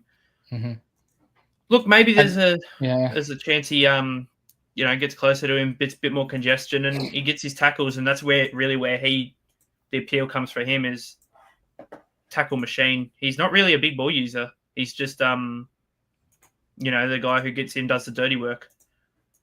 I wouldn't say that Jordan Sweet is in the elite company when we're talking rucks in the AFL. And no knock on him. He is Port Adelaide's number one. But Port Adelaide are just winning the contest so easy. And this is without Butters in there as well at the moment. Yep. So, like, it'll be concerning when they come up against, say, heaven forbid, when Western Bulldogs are healthy, and you've got Libba and Bont and Treloar and Ed Richards and these guys. Like, it's going to make it hard for them. Yeah, no, 100%. Look, just a big watch in this second half as it's looking like it's about to get back underway very soon. We see Toby Travaglia coming back to the bench. No, he might be on here. Yeah, I think Travaglia's going to get a run. Look, just to me personally, I don't want to overreact too much. Obviously, we love a good preseason overreaction. We're big fans of it around here. But yeah, Garcia's really worried me. I'll put it that way. He has. Let's just wait and see. Yeah. What's that mid rotation looking like? Boyd, McRae. Darcy Wilson probably going to a wing. Steele. Was it Brad Hill in there as well for a bit of speed? They probably need that. I don't know if I was seeing things, but I'm pretty sure I saw Nasiah Wanganeen and Miller walking up to that mid rotation. Yeah, I reckon he's walking to half back because Porter kicking that way. We'll see here. Mate, what's Sanders' stock? Is he worth the pick up until others come in? The appeal is that he will make good money Quickly. while the others are out quickly. Yeah. And I think that that's definitely possible. Jasper too. AC joined in the shoulder. So we called that early. Skywang and Miller at the centre bounce. He's in the centre bounce, you're right. Darcy Wilson, Brad Hill on the wings, yeah. Yeah, one's right. on McRae and Steele on Drew. From a SuperCoach point of view, I'm not paying any attention to this because I don't think that this will come to fruition during the season. But it's interesting. I sort of hope it doesn't. I would rather. Yeah, I hope it doesn't either. I think the role that he's playing now will be the Jack Sinclair role when he comes back. Yeah. As Mitch Georgiades takes a great grab. That's a great grab. It's sort of worrying, actually, seeing Nassar up there because Hugo Garcia is starting on the bench, potentially, trying something different because he hasn't impressed. I don't know. I'm just sort of speaking. But, I really don't. I don't rate this at all. It's sort of really scared me. Yeah. Let's just see how this quarter plays out as we see. Georgiades, he's kicked one so far. How do you see Ford's makeup with – it's obviously leaning to the future with Georgiades and Lord as the big Fords up there. Yep. Lukosius with Marshall having the year out with the torn Achilles. Still dangerous to an extent as we see Georgiades miss again. Doesn't scream scary, but on that day it could do some damage, couldn't it? Yeah, 100%. Look, Georgiades is a fantastic marker of the ball. He's great up in the air, and he gets to his spots really well. It's usually just his accuracy that lets him down. And, Interesting stat there. No, that's from our man Puma. Wangani Malera had all of 7 CBAs last year for the year. As Logan Evans, that's tough. Back and back into the pack. Suck him in, kid. Get up. That's tough. As we see Port Adelaide again, just trying to run and create. Ball stuck with Ollie Wines. That's ball. Liam O'Connell with the hands, looking to move the ball quickly. Darcy Wilson into the forward 50. This is what they need to do to score because we said earlier they're struggling forward of centre at the moment, not really creating too much. Yeah, no, you're right. And we'll go back to Puma. Yeah. I like it. Yeah, you like it. If he stays healthy. I'm on the fence a bit. I probably won't do it myself just because now I'm sort of just going cheap and full on value in mid. Not to say that there is value there. There is a very good chance that he is, one of these guys that could make good coin. But I'm sort of just I'm not really looking at it myself. It doesn't appeal to me as much as it does to you. But you really like it, don't you? I do. I think there's real value there if he stays fit. Unfortunately, and it's just the way it is, he's probably one concussion away from having to retire, but we can't just hang our hats on the ifs. You've got to take, was it Hurls that brought up in a podcast not too long ago that you've got to take educated risks in SuperCoach in order to win the lot or to win the big prize. And I think if he can stay healthy, he's shown in the past that he can average 120. Yeah, 100%. As Sam Powell-Pepper is going to go back here for a shot. From Jasper, mate, how much cash is ideal to take into round one? Anywhere between $0 and $20. I think it's different for everyone. It depends what you think. So it's all sort of a gut feel thing. But I really don't like taking anything less than sort of 40 grand in. Yeah. You need some money for some correctional trades. And Sam Powell-Pepper has kicked that. Yeah. Just nailed that. And he's really excited with himself, isn't he? Yeah. Anywhere from sort of 50 to 100 is probably where I'll end up. Yep. Powell-Pepper, that's his first goal back since his big injury. So it's probably a big milestone for him. As we see a comment here from Dave, only Jack McRae from St Kilda in the top 18 fantasy players in this game. Nas, best St Kilda player at the moment on 19. It's not quite that bad from a SuperCoach perspective, but you're right. Port Adelaide really dominating this game. David, thanks for tuning in. Yeah, geez. If you look at the fantasy, there's only what 3, 4. There's only 7 guys who From St Kilda. From Port. There's only 7 guys from Port that aren't above Jack McRae. Yeah, right. And it's really, really a big worry there, actually. Yeah. I want to ask you. Well, that's a throw. Not they can pay it. Pay it. On an advantage. So Lovely ball. as we see a nice little clearance there from Jack McRae hitting Mason Wood out on the lead. Hits the Jack Steele out to Mason Wood on the 50. Just kick the goal, son. Stop fucking around with it. And tried to lay it up to a really shit spot, and it gets knocked through for a behind. Cooper Sharman's got a finger there, I reckon. Got his hands 2 back foot, up. struggling with his D8. Liam O'Connell seems okay. I think he's been okay down there, but I think job security is the big question, mate. Yeah, look, I think there's some guys that look. I'll give you a few options. Zach Reed, if you haven't got him, he's perfect. I think Luke Traynor is still a great option. He looked real good when he played. Look, Bo Allen's probably one you got on field. If you haven't got Jackson Pryor on field and you've got sort of a cheap guy like that, you can always run a Jackson Pryor on field and get one of the cheap guys back down to the bench. Yeah. There still is options. It's just O'Connell. We'll see when it comes round 1 if he's named. But I would probably just wait and see with him for now. As we see Caminiti taking one out on the lead. Go back and kick the goal, son. Don't try and fucking hate that. You're a forward. Kick the goal, mate. Kicks it to Max Hall. Yeah. So James Leake, mate, for Puma. James Leake had the most CBAs for GWS yesterday. Yeah. So to me, that's an indication that he's well in the frame for round 1. He's definitely in the frame. I'll probably consider him if he is picked. We get a free look at him round 0, I suppose. So, yeah, it'll just depend on that for me. Can I ask you a question, mate? Yeah. As we see Max Hole lining up for goal, when at this level, you've got to be kicking these goals, and he nails it. Well done, young man. Doing something that Caminiti couldn't do. So, I want to talk to you about Jeremy Finlayson. Yeah. So I know we've got no Zerk Thatcher in this game. We've got no Asava Radigalia. But down back, he's had 20 touches already, 9 marks, 16 kicks with some kickouts for 77 SuperCoach points. He is only 300K. It's not for me, mate. I would rather take Riley Sanders for 30 extra K, just knowing that, he's knowing that he's going to be scoring potential.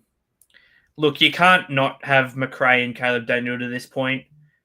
And, I feel like me personally now, I think you've got to have one of Horn Francis or Rankin with the lack of midfielders that are going around. I think you're right. Is that Sharman on the bench? He grabbed his thumb. Yeah, I said before, I think he dislocated his finger there in the marking contest with Alir. He came out of it second best. Yeah, right. He's probably nothing really to worry about, though. Bergman is very tempting. Yeah, look, it's sort of a Port Adelaide's defense. I think the whole of the defense is a bit of a trap at the minute. It is. One guy's going to shine each week. You'll be able to see that throughout the season, I reckon. There'll be a game where Kane, one guy each, like a different guy each week. Yeah. Like Kane Farrell will shine one week, Bergman will shine the next. Yeah. Logan Evans will have a good game. It'll be stuff like that. You just really can't pick them, knowing that they're going to score consistently. In my eyes, let's have a look at. So Miles Bergman is 418K. Would you rather him at 418K or Perryman at 417K? Perryman, and it's not close. It is not close. Would you rather Miles Bergman or would you rather Jaden Short at 440K? I hate Jaden Short, but I'd still take him. Yeah. Look, you're looking for Ollie Florent over Miles Bergman. And yeah, that should tell you enough. Yeah. Yep, spot on, 2 foot. He's just picking up cheap stats at the moment, but he's been getting into good positions. But again, they've got no Radigalia. They've got no Zerk Thatcher. Long story short, it's more to bring it up so then our viewers are aware of what's going on and who's to come back in, and just putting the stats out there. So we're pretty open and transparent about that as we see Horn Francis taking the game on, running to 50 and going bang for a point. Bit of Kelly Underwood about that. No, there's not. No. Mason Horn Francis has kicked a point for the white team. They've tuned in to not hear that. Yeah, you're right. I apologise, everyone. Connor Rozee is taking the piss right now, if I'm honest with you. He's involved in absolutely everything. And I'm really interested now. I don't want to be overreactive or anything like that, but after digging deeper in him just in the past 5 minutes, he's so undervalued, mate. Isaac Keeler into the game and playing across half forward. Half forward? Yep. Interesting. Still no sign of Travaglia, though. I really like the idea of Isaac Keeler down back. I think he looks great. So he's got some real hops, mate. Doesn't he just? Jesus Christ. Scorched earth. I mean, it might be a sort of forced thing with Machito Owens going down, potentially. I don't like the scoring potential there, though. Yeah, no matter what, you'd probably want him just as the intercepting back at the price. As the sort of a third tall for Saints, it's not much scoring potential at all. Hello, Mrs. Scorched Earth. We've got to give the lady a shout out. She is the first lady of the Insight Fantasy AFL Network, all the way from New Zealand. So thank you for tuning in, Mr. and Mrs. Scorched Earth. So Ben Hobbs is a pod. You and I, Essendon men. No. Look, He did have a lot of midfield time. He did have some nice things. I don't know why I'm trying to compliment Ben Hobbs. He played a good game, but no, he's not an option, mate. No. Is that Angus Hastie that cut across there and took that intercept mark? Yep, it is. I like 24. that. I'm just sort of gone back and had a look at Connor Rozee. Yep. So while you do that, yes, Boyd's still R3. Yeah, 100%. Yeah. So last year, without the injury-affected games where he only played, 60 minutes, 80 minutes instead of his usual 110, he only had 4 scores under 100. Mm-hmm. And that's with Zach Butters in the team. Yeah. Yeah, I'm interested. I've convinced myself into him now. I don't want to give too much away because we're doing our team reveals on our Patreon later this week before round 0, but he's currently in my side, yes, as a M3. Oof. If he comes into my side, he will be M2. Yeah, right. You're really going value. Yeah. I've sort of shied away from it. I sort of made a joke that I could do it, started this preseason, then went away from it, went primos and rookies, and then now the primos have sort of all shut the bed and not really interested me, and we're back to value as Ollie Lord's going back for his first touch. As I said, David here on the screen, Rozee was already in my team before the Butters injury. Rozee was injured for several games last year, and he's had a very good preseason and better value. Very similar to Sarong versus Brayshaw. David, I'm 100% with you, mate. I think my biggest thing with Connor Rozee was there was games last year where he spent ample amounts of time in the half forward line. Yeah. And there was a game there, I think, let me just confirm this so I'm not speaking out. You go through that at the moment. There was a game there where he had 55% time in the forward line and only had like two CBAs for the day or something like that. Mm-hmm. And that's sort of, coming into this preseason, I was sort of wary about stuff like that. Yeah. Horn Francis is sort of the midfielder that they always like to push forward, but I sort of had this feeling from the start of the preseason that Rozee might have been the guy that they sort of just chuck forward a bit more. Mm-hmm. There was no real stats or anything to back that up. It was just sort of my gut feel. Spot on, mate. Yeah, sort of why I avoided him to start, but now I'm pretty interested seeing that he hasn't even moved out the midfield now. Yeah, that's right. 2 foot, I am going to get to your question shortly, mate. From Jasper, mate.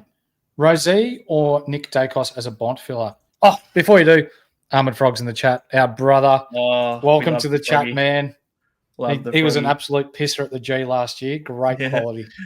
That he left to go to the cast. That was Yeah, that's right. Get a free look at Nakos. Yeah, you If do. I'm leaving the mark at 110. 110. So if he gets and above, 110 against the Bedford tag, he's in. he's in. Anything less, I'll sort of probably just look to target after the bye. That's sort of where I'm setting that. You make yourself a target score that he has to hit. If he hits it, take him. If he doesn't, wait till after the bye. That's just sort of how I'm planning it with him. Yeah. I'm going to bring up, I sent out a tweet about it yesterday. If you're not following us up or following us on Twitter, please jump across and click the like and the follow and whatever you do on social media. But in regards to Nick Dacos,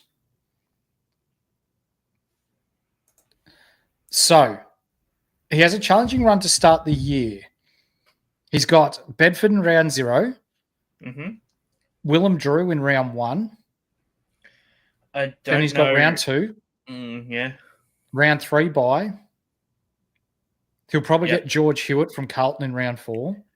I would probably lean more to, maybe Hewitt. I don't know. Debatable. Yep. But yeah, probably. James Jordan from Sydney in round 5. Yeah, that's a guarantee. Jared Berry from Brisbane round 6, as we see Hasty taking a big contested mark. That's sort of maybe Anthony Miller back to halfback with Boxall back in. So what do you think about that run for Nick Dacos, and will that affect you given that there's probably 4 – he's got 4 taggers in the first 6 weeks, or teams that run taggers? Mate, if the people of the Patreon would have seen my tagger spreadsheet, Nick Dacos was tagged 13 times last year. Yeah. And what do you average? 119, something like that. There you go. I don't care about a tag with Nick Dacos anymore. He's too good of a footy player. It literally does not matter to me no more. And, the fact that there is games where there's some pretty questionable taggers, like I don't rate Hewitt as a tagger at all. I think he's only tagged a couple of times in his whole career. Yeah, okay. And, Willem Drew... As we see, Travaglia's on the field. Willem Drew's tagged before, yes. He sort of doesn't really do it for long amounts of time. He only really does it for a quarter or 2. He does it in spurts. He doesn't really go the full game. And we see Isaac Keeler doing some rucking around the ground against Ivan Soldo. And Darcy Byrne-Jones. Straight to Darcy Byrne-Jones for a goal. The man who gets older but continues to look younger has just snagged one from the pocket. The All-Australian halfback. Let's see. I'm just going through the chat here, ladies and gentlemen. Sorry if I'm missing any comments. Ahmed Frog. So he's a mad Port Adelaide man. Sorry, before that, he did have a win at the Cast too, mind you. So he's loving that. Keep in mind, Rosé now likely gets a tag now without Butters. If he gets off the chain, he's going to rely on Horn Francis not to drop out of games. 100%. Yeah, I think they work well together, though. I think that they've shown enough that they work well together. Yeah. Look, tags do worry me for both of them. But I think if you run both of them, they're still both undervalued. And Horn Francis probably not undervalued per se, but like price-wise. But he's in the forward line. It's good enough. Isaac Keeler is rucking, mate. He's rucking. That'll be just because there's no Marshall. I'm not really buying into that. But he just out-tapped Saldo, who's got clear size on him. Oh, well, he is 200 centimetres and he jumps. He's got about a 40-inch vert, so it's probably a fair call to chuck him in the ruck. Yeah. Eagles versus North and Freo versus, is it Dogs, not Dons? Or no, is it Dons? No, that doesn't sound right. It's got to be. It's Freo versus Melbourne. Okay, so with Eagles versus North, as we see a rush behind there for St Kilda, who are the players you're looking at from the Eagles and then North? Okay, Eagles first. Liam Baker.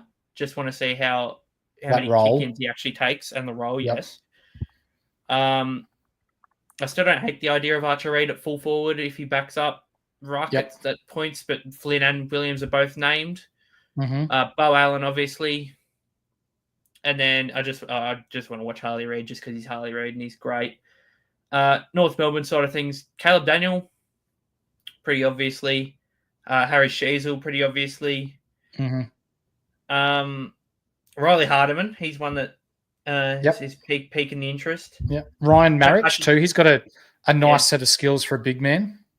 Look, I'm not too sold on Ryan Marich. I still don't think he's ready for down back yet. Jack Hutchinson's one though that I will keep an eye on. Yeah. Besides that, for North, I'm being pretty strict when it comes to some of these guys. Not really looking at McKercher just as an option. Some people like that. No, I don't like that. Even Robert Hansen Jr. I'm not really too interested in, but he could be an option. I don't know. No, I don't. I think him and Constanti are going to be those pressure forwards. Yeah. I don't think they're going to play too much away from sort of the forward 50 or from 70 out. What's keen to watch Charlie Koeman do nothing again. Puma, you joined the Patreon last night, mate. You haven't joined the WhatsApp group. Get in there so I can give you your free game day squad packs. Yeah. Back to that, sorry. I completely forgot what we were on about. Yeah, that's about it. Eagles and North. Yeah. As we see. In that game. Who's that? That Box will kick in a second. Box will kick a goal. Yeah. Garcia just lobbed it over the top. But still has done fuck all in this game. What about for Freo and the D's? For me, no lineups out yet. So I want to see how Reedy competes against Gawn. I think that's a big one. That's a big one. Because people are going to be looking to potentially run Reedy if they've got Boyd in the flex or to try and save some sneaky cash at R2, which I do not recommend at all. Yeah, but I think that's a big one. And also Nathan O'Driscoll. I think he's a big one for Freo that we need to watch. And then for O'Driscoll, Reid, Murphy Reid is another one. Probably Erasmus plays. I guess he's a watch. Besides that, not many others. Like it's hard to know without the lineups. Yeah. Melbourne, I think the pretty obvious ones are going to be Langford and Lindsay, right? Mm-hmm. And then I want to see as well. Yeah, Jack Henderson and CBAs for Trent Rivers. And Trent Rivers. Yeah, they're the main four. Realistically, there's not much else going on in Demon World. Jack Graham, worth a watch. He'll be getting a lot of CBAs at West Coast and has not a bad ceiling and has forward mid DPP. Probably too risky for me. Yo still to come back. Who? Nah. Elliot. Oh. Yo. Yeah, that guy. That one. Yo still to come back. I can't do it like Skitty. He may be a ship bloke, but he can do some good things at some times. Really good things. Yeah. Have they got Berry playing behind the footy now? That was him just kicking that inside forward. Yeah, 50. I've got no clue what he's doing, to be honest with you. How many touches is he on now? Not many. 7. That's his 7th, and he's on 9 SuperCoach points, mate. If we're going on this game, nah, yuck. I don't think I can. Yuck. You could spend an extra 8K and get Kako. Yeah. You could. Oh, nice move from Isaac Keeler there. Pretty shit handball though. Look, we'll give a quick SuperCoach score rundown. We haven't done that for this quarter actually. Mate. Yep. So Connor Rozee currently leading the way on 103. Miles Bergman 101. The only two with 100 plus scores. Jeremy Finlayson and Logan Evans both on 85. Joe Richards on 81. Jason Horne-Francis on 75. Jace Burgoyne 74. And Ollie Wines on 73, the only real performers for Port. As we said, Joe Barry, 9 SuperCoach points. Will Lawrence has hit the field, but he hasn't done anything. Yeah, right. And besides that, no one else really to Rosie's talk about. Still getting the ball at will as well. Yeah, he's just got the old 1-2 and the 1-2 again. Berry. Handballs it off to Berry, off to South Pepper, puts him into form. No, they don't argue. Kicks a snap from 45 and shits the bed. And then St Kilda-wise, Jack McRae, 25 touches for 80 SuperCoach points now. Hugh Boxall is on 68. Cal Wilkie's on 58. Nasai Wangani Miller and Jack Steele are both on 54. Hugo Garcia's on 46. It's not enough. Look, his break even is 41. Are you picking him to make money or are you picking him to score though? I would like Because if you're telling me that both. Yeah, if you're telling me that you've got Hugo Garcia that's on 46 right now, and I know that I can get 46 out of Isaac Kako and save 100K. Yeah, I mean, that's fair. Yeah. Yeah. Yeah, I mean, Liam O'Connell as well, he's on 42. Angus Hastie's on 39. Max Hall, 33. Harry Boyd only on 29. Yeah. And besides that, not much going on. Toby Aguilar has had 2 touches for 3 Supercoach points to this point, but he only just came on. Yeah, we need to get we need to see Toby get flashy to sort of catch the eye. Do you know one thing I have noticed today, and this is going to furthermore increase the likelihood of me starting Rosie. See how he's pushed back behind the ball here? Yeah, yeah. I thought the ball was going to go there, but they're looking for Rosie at every opportunity here. Yeah, Jack McRae's got an easy target in Jack Higgins, who will just... Is he going to celebrate when he kicks a goal? Let's see. He's just tried to pop the ball into someone's head. Well, anyway, Jack McRae, good points for him off that. Yeah, you just lock Jack McRae in now at this rate, mate. Just don't even talk about that. Ahmed Frog, hate having a delay from you blokes and knowing there's a bed shitting ahead of me. While we're waiting here, mate, I'll tell you what, we'll give the people, if you are watching on desktop, laptop, PC, anything like that, what you can do is if you go where you bring the screen up that has all the go ahead 15 seconds, the mute, the time that you're up to, whatever, live. If you click the little playback button, this thing that says 1x next to live, and you change that to 2 times, it'll speed up right to live, mate. And you're literally only about 4 seconds behind actual coverage compared to the 15 seconds you would have actually been. Spot on. So it's a pretty handy trick that I got taught about. You taught me that actually during the cricket season. I can't remember who taught it to me, but thank you, whoever it was. Was it Brano? I don't know. No, I taught Brano too. I can't remember who it was. It was someone. James, do you work in tech support? Yeah, of course, mate.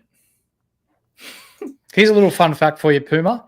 I coached with Adrian Cox the 2012 Premiership at Hayfield, being a Mafra man. Yeah, he's a Mafra man, but he lives in the shit state of hermaphrodite. Yeah, in the shit state of South Australia now. So is he out there? Is he in South Australia? Yeah, he lives in SA now. Okay, originally from Mafra. Yeah, silly. It's not often you go from one boring place to an even more boring place, but he's literally downgraded from Mafra, which I didn't think was possible. Wow, it's not. Connor Rosé gets it out. Has he kicked that? Pack, No, and no. Maybe even Ahmed Frog, you might be a little bit behind, but there's a bed shitting coming. A minute 14 left. St Kilda, they've stemmed the tide a little bit this quarter. They've kicked a couple of goals, haven't allowed Port Adelaide's run and carry, so to speak. One Damo from the Footy Mailbag was on earlier and stated that Ross Lyon does not give an absolute PI 55 when it comes to pre-season and will just run people through to get some match fitness and all that sort of jazz. So whether you take too much out of this 42-point lead that Port Adelaide have now, whether you see that Port Adelaide are going to be good this year or whether St Kilda have been bad, it's kind of hard to answer that, isn't it? Yeah, 100%. Yeah, I don't really like. It's hard to judge this game. We thought we'd get a lot of answers in this game, to be honest. But honestly, I think I've got more questions than answers in this one, and it's far from ideal. Yeah.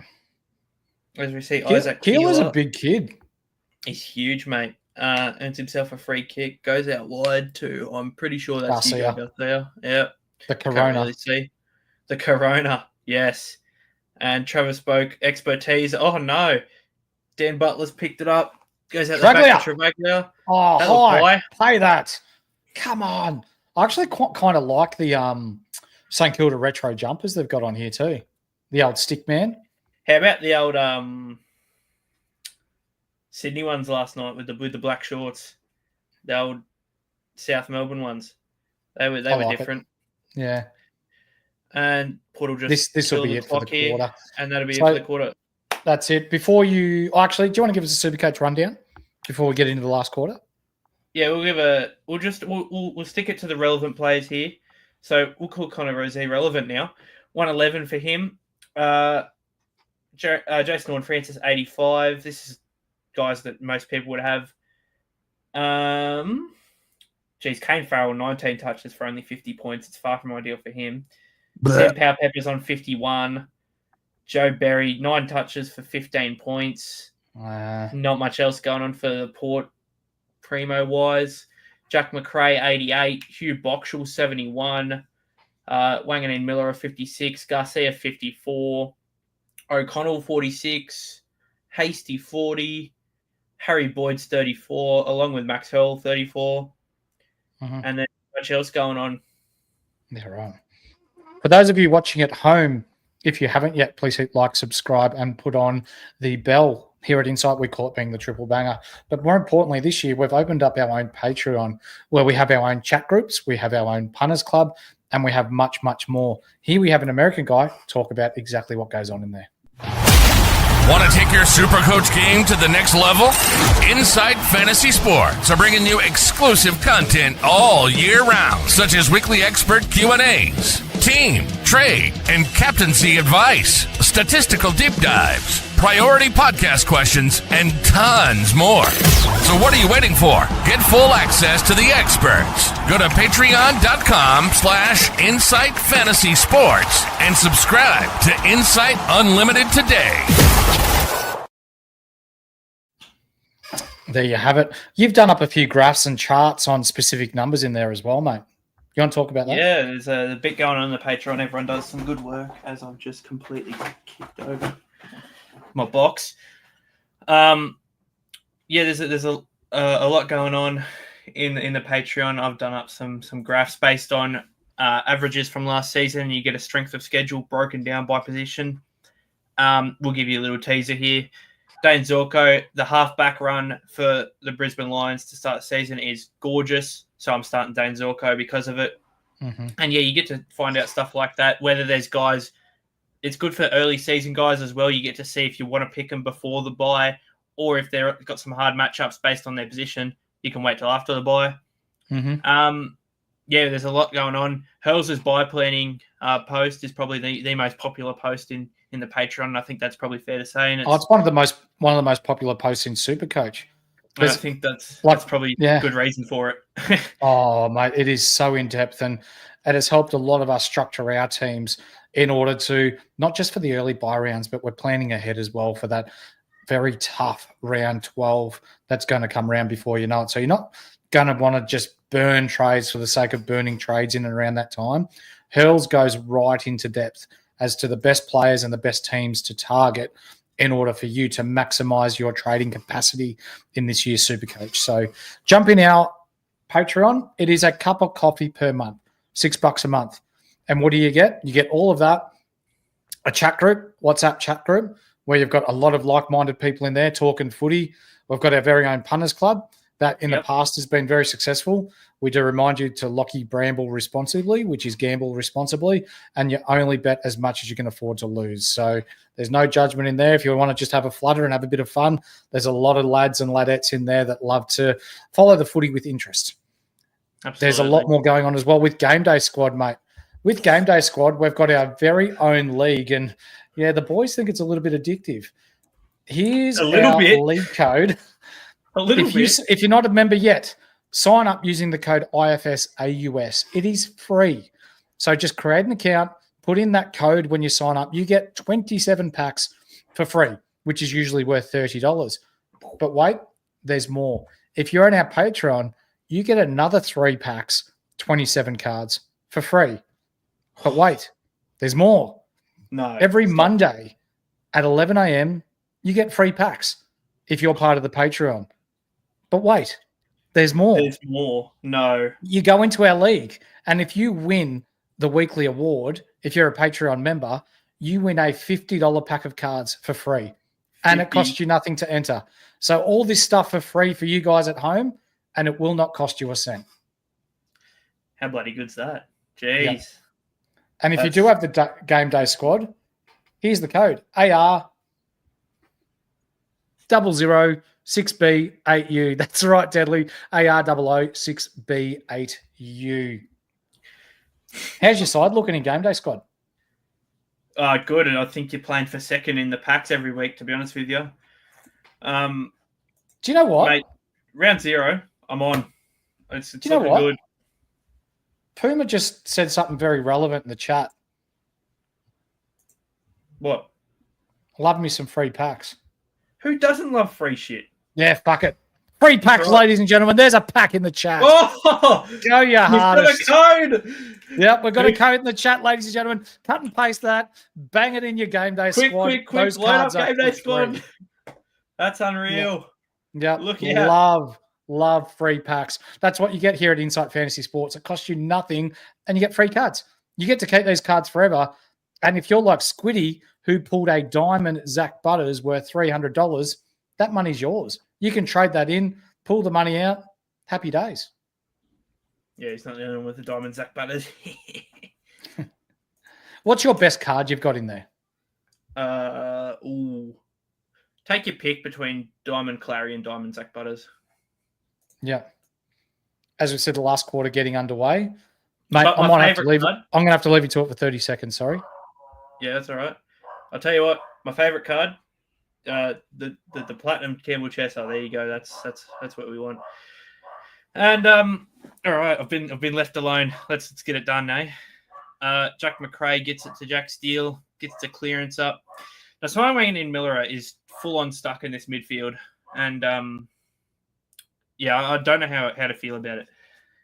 Yes, bodied only platinum. I know. I'm still waiting for the legend. It's far from ideal. Yeah, look, you're probably right. When it comes to Jack Sinclair takes the role of Nasai Wang and Ian Miller, but geez, it's worrying that they're actually trialing him in the spot. As we see Joe Berry getting a touch on it, goes long, looking for Joe Richards, couldn't find it, falls to Jack Lukosius, who kicks the goal. I haven't got any packs on me, Puma. It's all in the horse's hands. That's unfortunately. I would, if I had them, I would have already used them. I'll tell you that much. Yeah. Look, to me personally, Joe Berry's a bit of a worry, but he's looking a bit better. Thanks for holding the fort there, my man. Who got the packs? I want to know what cards you've got. Scorched. I'm working on it. I'm working on getting a signed Campbell Chester jersey to stick on my wall right there. I'm working on it. Oh, did you get him, Puma? Legend. Oh, You know what we're going to do to celebrate? No. Not another one. Another pack in the chat, ladies and gentlemen. Help yourselves. Courtesy of Game Day Squad, absolute ripper supporters of the show. Whoever gets that pack, I want you to DM me on Twitter or on WhatsApp and let me know what you get, please. Also, I saw Scorched Durf say before, how do I feel about my man crush not playing for the Eagles? I'm devastated, mate. He's got an ankle injury. He's out for a bit of time. Who's that, sorry? Sorry? Who was that, sorry? Sorry? Oh, hang on. I won't be a sec. You know what? I hope his missus is ripping into him. That'd be good. How disrespectful of him. How do you... That's shocking. All right. Anyone who got that pack sent it to me or Mick, we want to see him. We do love our Game Day Squad. Let's get back to watching some footy. As Hugo Garcia bombs one inside 50. Jack Higgins picks it up. Can't really find anyone with a handball. Jeremy Finlayson. They should be able to clear this out the 50 quite easily, and they do through Jace Burgoyne and Lockie Jones. Some good handball work through the mids here. Can you explain again how we get packs? All right. I'll try my best. So, sign up to Game Day Squad. When you get in there, enter our promo code IFSAUS. Free packs there straight away. Join the Patreon, you get free packs. What else is there? Join our league. Win that. Get a good pack. The 9 unique players packs. And every Monday you just get free packs anyway. And thank you, sir. Obviously, when you come into these streams, we'll be dropping random codes occasionally. each week we sort of like to try and get a good game day squad stream in, and there'll be some free packs there that you can get to. I've got no texts yet, so I don't know who's pulled what. That's all right. Corey Blackledge, Rosie and Sanders, or Sarong and Garcia? I think for me personally, right now, it's probably Rosie and Sanders. Yeah, I think so. Oh, yeah, I see that there. Yep. Puma did screenshot, but he got a gold Tex, a gold Luke Nankervis, a silver Max Holmes, and you can't remember the rest. But I'll tell you what, for being an Adelaide fan, a gold Tex and a gold Luke Nankervis, I'm sure he'd be pretty happy with that. Yeah, I think he will be. Puma got one. Who got the other one? I want to know. Someone would have got the other one. Oh. They're digital packs, David. Noah Anderson. They're digital packs. They're yours to keep forever. Yep. Noah Anderson or Connor Rozee? Just due to the simple fact that Noah Anderson literally can't do anything away from home. It's Rozee. Yep. Kizza sent it to me on WhatsApp. He got the other pack. I'll have a look.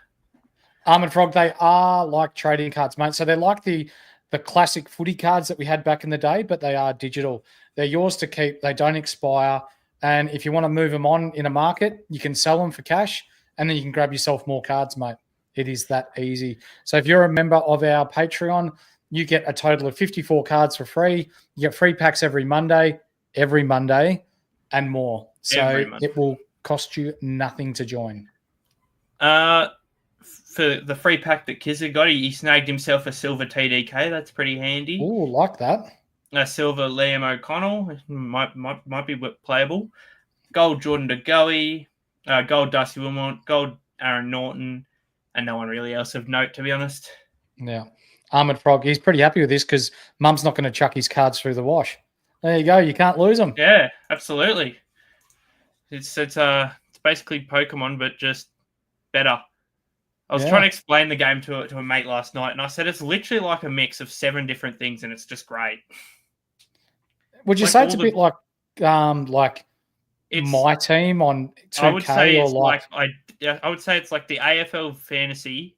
It's like FIFA, but AFL fantasy. That's what it's like to me. That's like the best way I've found to explain it. Berry's just taken 3 bounces off from half back, and got the ball back at half forward, and laced out a kick to Lukosius. It's been good signs from Berry this first 4 minutes. He's got a fair whack of the ball, actually. And he's done pretty good things with it. So it's looking a bit better in this last quarter for him. Jack Lukosius should put up by 60 here, you'd think. He's not a bad kick. Oh, fuck, it's 60. Yeah, right. Yeah. What do you see Lukosius' season looking like? Because there were rumours that he was going to go back, and I think he, out of necessity, has to play forward with the Todd Marshall injury now. So what I actually heard is the reason he sort of the wind has taken that. What I'll say is I saw there was a reason that he left Gold Coast. That's who I was looking for, because he didn't want to play down back and he wanted to play strictly as a forward. And Port Adelaide, said we'll give you that opportunity to play forward for us. So I'd assume he just sits forward, be's one of the keys, and look at Nasiah Wang and then Miller go to work, gets it to Angus Hasty, and they've called it a throw. Wow. So Port have another good chance here. Hugo Garcia up to 60 points. Yeah, all right. Okay, I think it's trap. I think it's trap. Yeah, as we see Will Lorentz going back. Yeah. There was a bit of a watch on him, especially from the people in our Patreon. I have no clue if he's meant to send that, but he's done it, and it's sort of landed in the hands as of Rozee snaps a goal. It's landed in the hands of McRae, and he's just handballed it off to Connor Rozee, who's kicked the goal. Does McRae get the goal assist for that? Did Ben McKay get the goal assists last year for his act? I don't want to talk about it. Braden Dunstan, Ed Richards or Rozee at M3? I think purely because of the calf concerns with Ed Richards. The way I'm watching this game with Connor Rozee, he's near on a lock at this point. It's ridiculous the way they're using him as we speak. They are just specifically looking for it. What a man. James Hamilton is just doing our $250 cash league. Awesome, Cool. mate. Once I finish here, I will send you the code. Thank you for your support, mate. Who we got here? Julian, thank you for joining us, mate. So we're bringing in Finlayson. He's got the role. Yes, he's got the role in this game. No, he won't have it for the duration of the season. We've got to think that there's no Zerk Thatcher, there's no Radigalia. So it's Trap City for me, as we see. Saldo with Drew, Rosie, and Wines back in the midfield. Travaglia having some time in the midfield as well. I don't think he's done enough to justify his selection in round one, though. As we see, Jack Higgins getting a mark on the lead, up around the 50. If he's within 80, he's having a shot. So, yeah, if you're playing with Jack Higgins, you're not leading for this. I'll tell you what. I was this time 6 months ago. I was Jack Higgins' biggest fan. That goal he kicked against Carlton. We know around here, us Essendon boys, we really hate Carl Scum, and seeing him absolutely kick one to almost break their hearts. That really has it. Yeah, when I played footy, one thing I used to hate was someone who think that they could kick it from 50, know full well that they can't, still go back and try and it lands 10 metres short to give the defence a chance to get back. Jack Higgins, that was a classic example. He's kicked that from 55 with the wind and it still didn't make the distance. Don't get your ambitions and your abilities mixed up, kid. Yeah. Joe Barry's seen a lot of it and he's looking quite confident right about now. Is this just what he needed? A bit of run on the ball, or? Yeah, it might have been. As Jack Lukosius laced this one out, he sort of went for goal there. I thought he was going to look to centre it to Darcy Byrne-Jones there. So with 13 minutes left, mate, we'll give a quick recap of some SuperCoach scores. Mm-hmm. We've got Connor Ozee, who's just taken the piss. Let's just be honest. He's got 34 touches and a goal for 136 SuperCoach points. G'day, IJ. Miles Bergman, 113 for him off his 24 touches. Jeremy Finlayson's on 98. Jason Horne-Francis is on 94. Ollie Wines is on 91. Jace Burgoyne, Mr. Consistent out on that wing, he's on 90. Logan Evans, who's actually got an injury symbol next to him, so it's, even though I'm pretty sure he's got the ball right now. So he's just kicked the ball. Yeah. So I'm not sure about that. Anyway, he's on 90 before that kick. Joe Richards on 82. Jackie Lukosius on 81. And then not too much else going on. For the St Kilda side of things, it's the Jack McRae show. He's got 30 touches for 101 SuperCoach points. The next highest scorer has 69, which is Hugh Boxall, so good signs for him. Jack Steele was 67. Cal Wilkie was 67. Nasai Wagner-Miller was 65. Hugo Garcia was 60. And that's really about it, as Jack Higgins kicks a little P-roller. Studi, thoughts on Rosé? He looks unreal. Yep. I don't see this as a trap. I think genuine, no butters. I think he's an absolute option to start the year. Once this this show finishes, I'll be finding a way to get Rosie and Sanders into my team very quickly. I'll give you that. IJ didn't know Whisperer's younger brother was going to be on the show today. Oh well, I'll tell you what. If I'm compared to a bloke like Josh's ability, then sure, go, why not? I'll play on. Ahmed Frog's going to sort his son's team out after this game. His son's team was like top. Yeah, he had a 300 or 400 at one stage last year. Didn't his son's team go close to winning a round or something like that?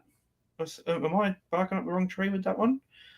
I don't know. Yeah. I'm sure he'll tell us, but yeah, I'm pretty sure his son's team actually went real well last year. Mm-hmm. Here, Studi again. You starting Adam Chera or Cripps or George Hewitt? I want a piece of that Blues midfield for sure. Yep, there's a lot going on to like about it. I don't think George Hewitt's the one. It's between Cripps and Chera. I'm picking Chera just due to the fact that he's cheaper and I don't really want to spend up for Cripps. As we see Rosie take another intercept mark. I think Cripps and Chera are both fantastic options. And realistically, Connor Rosie's making himself fucking very hard to fade right now. Yep. From 2 foot, is Battle considered above Sick Dog? Or do we just walk away with both? Nah, Sicily's the number one down there. He's going to play that into role. And if you're picking anyone from Hawthorn, you're picking him. the way the Hawks backline is sort of going to be structured this year is it's a lot different to most backlines in the AFL now, mate. We see a few guys, like smaller guys, that will play lockdown roles and whatnot. These guys are going to have three big tools in Barras, Battle, and Frost. That's his name. Yep. Frosty. Sicily, who's a pretty big body. Hugh Boxall, from Cripps to 1 week to putting Willem Drew on his ass the next week. I'll tell you what, this kid's something. As Isaac Keeler's going to have a shot at goal here. There you go. Ahmed Froggy's son finished top 5 1 week. That's right. Yeah, that's right. Yeah. Back to that Hawthorn backline. Amon and Impey and Sicily will be the main distributors. The rebound 50 guys, these sort of guys that would touch the ball, take the kick-ins, that sort of stuff. Jack Scrimshaw will sort of be the general defender who will, mark up a third tall if needed, can distribute the ball a bit if needed, and that sort of stuff. And, the way that Hawthorn backline structured, it's bloody good AFL standard-wise. Yeah, absolutely it is. David, teammates around Rosie will look through more without Butters in the side. 100%, yeah, they already are. You can see it now. Him and Pickles. And for those that don't know who Pickles is, it's Horn Francis. They're hunting for Rosie at the minute, and it's really good to see. I'd say the most promising rookie in this game has been Boxall. And it's not really close, to be honest. No. I would love for Boxall to get a run. He's really impressed me these past 2 weeks. I avidly enjoy the look of him. Look, besides that, there's not really much going on. Berry has picked it up heavily. He's on 13 touches for 45 points now. So he was on, 16? So he's on 30 in the past 10 minutes. That's what we want to see. Mm-hmm. Besides that, rookie-wise, look, Liam O'Connell's been good. SuperCoach-wise, he's only had the 8 touches, but, he's not really in a role anymore to get touches. Mm-hmm. Angus Hasty, he's been okay, but, there's not really much going on. I probably think he probably loses out in his spot pretty quickly the second Sinclair comes back in. Yeah, I think you're right. Max Hall, look, he's not going to do much, if we're honest. He's been fine. He probably gets a run, but once Liam Henry's back, he'll drop out. Harry Boyd's been pretty okay. He's been outplayed by both the ruckmen, if we're honest. Yes. But look, he's still your R3. There's still a lot to like about the option, and especially with the fact that Rowan Marshall will probably be stuck up forward for a bit now. We'd think that he's a good option. Sam Powpepper has had 18 touches and 2.1 for only 64 points, mate. Which, if you're getting them sort of numbers at a half forward, you would ask for a better SuperCoach score, but at the same time, it's good numbers for a half forward. Yeah. Will Day. Thoughts on Will Day given his poor output in the last practice match? Funny you should say that, because about an hour before we went live, our man, the Insight Doctor, has done a very nice player versus player comparison with him and John Newcomb. So if you're interested in reading that, jump in our Patreon. It is there for you to read. Very, very nice article, that is. And just a quick one on Will Day and Newcomb. You get a free look. So last practice game, he wasn't great. If you liked him before that last practice game, don't just wait and see round 0. Don't let that last practice game fully kill your liking of Will Day. If you go into this round 0 with the same mindset that you had before. Do you know a fun fact about Will Day? Yeah, go on. He's never averaged 100 in a season. Doesn't really shock me. He's pretty young. 24? Yeah, that doesn't really shock me. At 491k, you're picking him as a stepping stone, or you're picking him to be a keeper? You can't really budget for that. You'd probably just stepping stone, hoping he could be a keeper. But realistically, that's a hard one, to be honest. You'd probably. That's sort of why I'm against picking him. Just because, there is a world where he's an easy downgrade, maybe gets some value, but there's no real point. There's better value options at cheaper now. It's a hard one. Here we see, if he puts his flex as his captain on a sub player and he scores the lowest score, does that enable me to take the VC score? No. If your captain's score is on field and he plays, you get his score. As Sam Powell-Pepper's going back with a bit of a limp here, but I think he's all right. I think it's just a bit of cramp, actually. Yeah, I just landed a bit awkwardly, probably cramping up a bit. Yeah, I think he's fine. Yeah, it's good numbers for Sam Powell-Pepper today, but no midfield time. Mate, Connor Rozee has 39 disposals, 6 tackles, and a goal for 150 SuperCoach points. He's even got three frees against. And he's still dominating. Which hinders his score a lot, and he's still dominating. So, boy, it's hard to pass him up now. I'll tell you what, our man IJ, he's probably one of the smarter blokes in the inside community, isn't he? Want to know a fun fact about Will Day? He doesn't play well at night. Yeah, that'll do me. Come on, IJ, you're better than that. David brings up a good point too. Jaden Short never averaged 100. So if you're looking at Jaden Short at 440K, Boxall is just loaded up from 55, and for some reason Higgins has punched it backwards. But anyway, no, Jaden Short. Let's talk about Jaden Short because Richmond are going to be pretty poor this year, I reckon. Is he going to get more of the ball because the ball's going to live down there, and because he's the senior player, he's going to get a lot of ball use? It's so hard. Yeah, I think it's risky. Mate, we had this exact discussion, well, not me and you personally, but everyone had this discussion this time last year. Yep.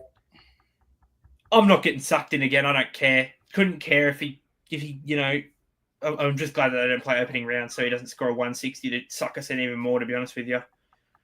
Yeah.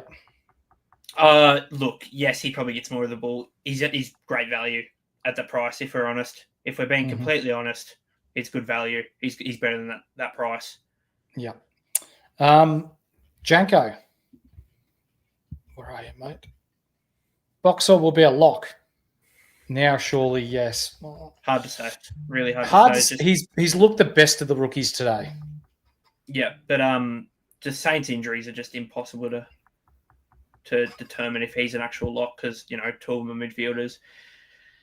Marcus Windhager, I've noticed, has only Boxall is actually the second highest SuperCoach scorer in this game with 78 SuperCoach points from 15 touches for St Kilda. Yeah, for St Kilda, yeah. He's been that way for a bit. Marcus Windhager has only played down back today. He's fully out of the midfield rotation by the looks. Mm-hmm. It spells good signs for Boxall. Spells good signs for Hugo Garcia. Yeah. The return of Jack Sinclair is not good signs for either of them. I'm going to bring up my tweet from earlier today. I think I would actually prefer Boxall over Hugo Garcia right now, though. Yeah. Just because when Nasai Wanganeen Miller was in the CBAs, and let's be honest, that's not going to happen. It'd probably be Sinclair that takes that spot. Boxall was the one with him, and Garcia was on the bench for a good chunk of it the time that the Wang was in there. As good old young boy Darcy Wilson's going to go back for a shot here.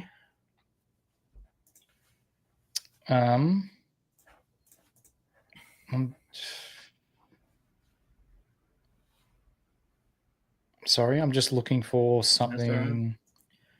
Okay, so my notes from today's game that I put out on Twitter that I wanted to watch in this game, I want to address now before the end of the stream so we can talk through whether we like it or not. Any word on Sinclair? Yep, round 1. He'll be back. Yeah. So top one, mate. Sam Powell-Pepper and his midfield time. I don't think he's had much at all. No. I don't know if he's had a CBA. Potentially, maybe he's had one. But around the ground, he was sometimes a 4th mid, sometimes a 5th mid.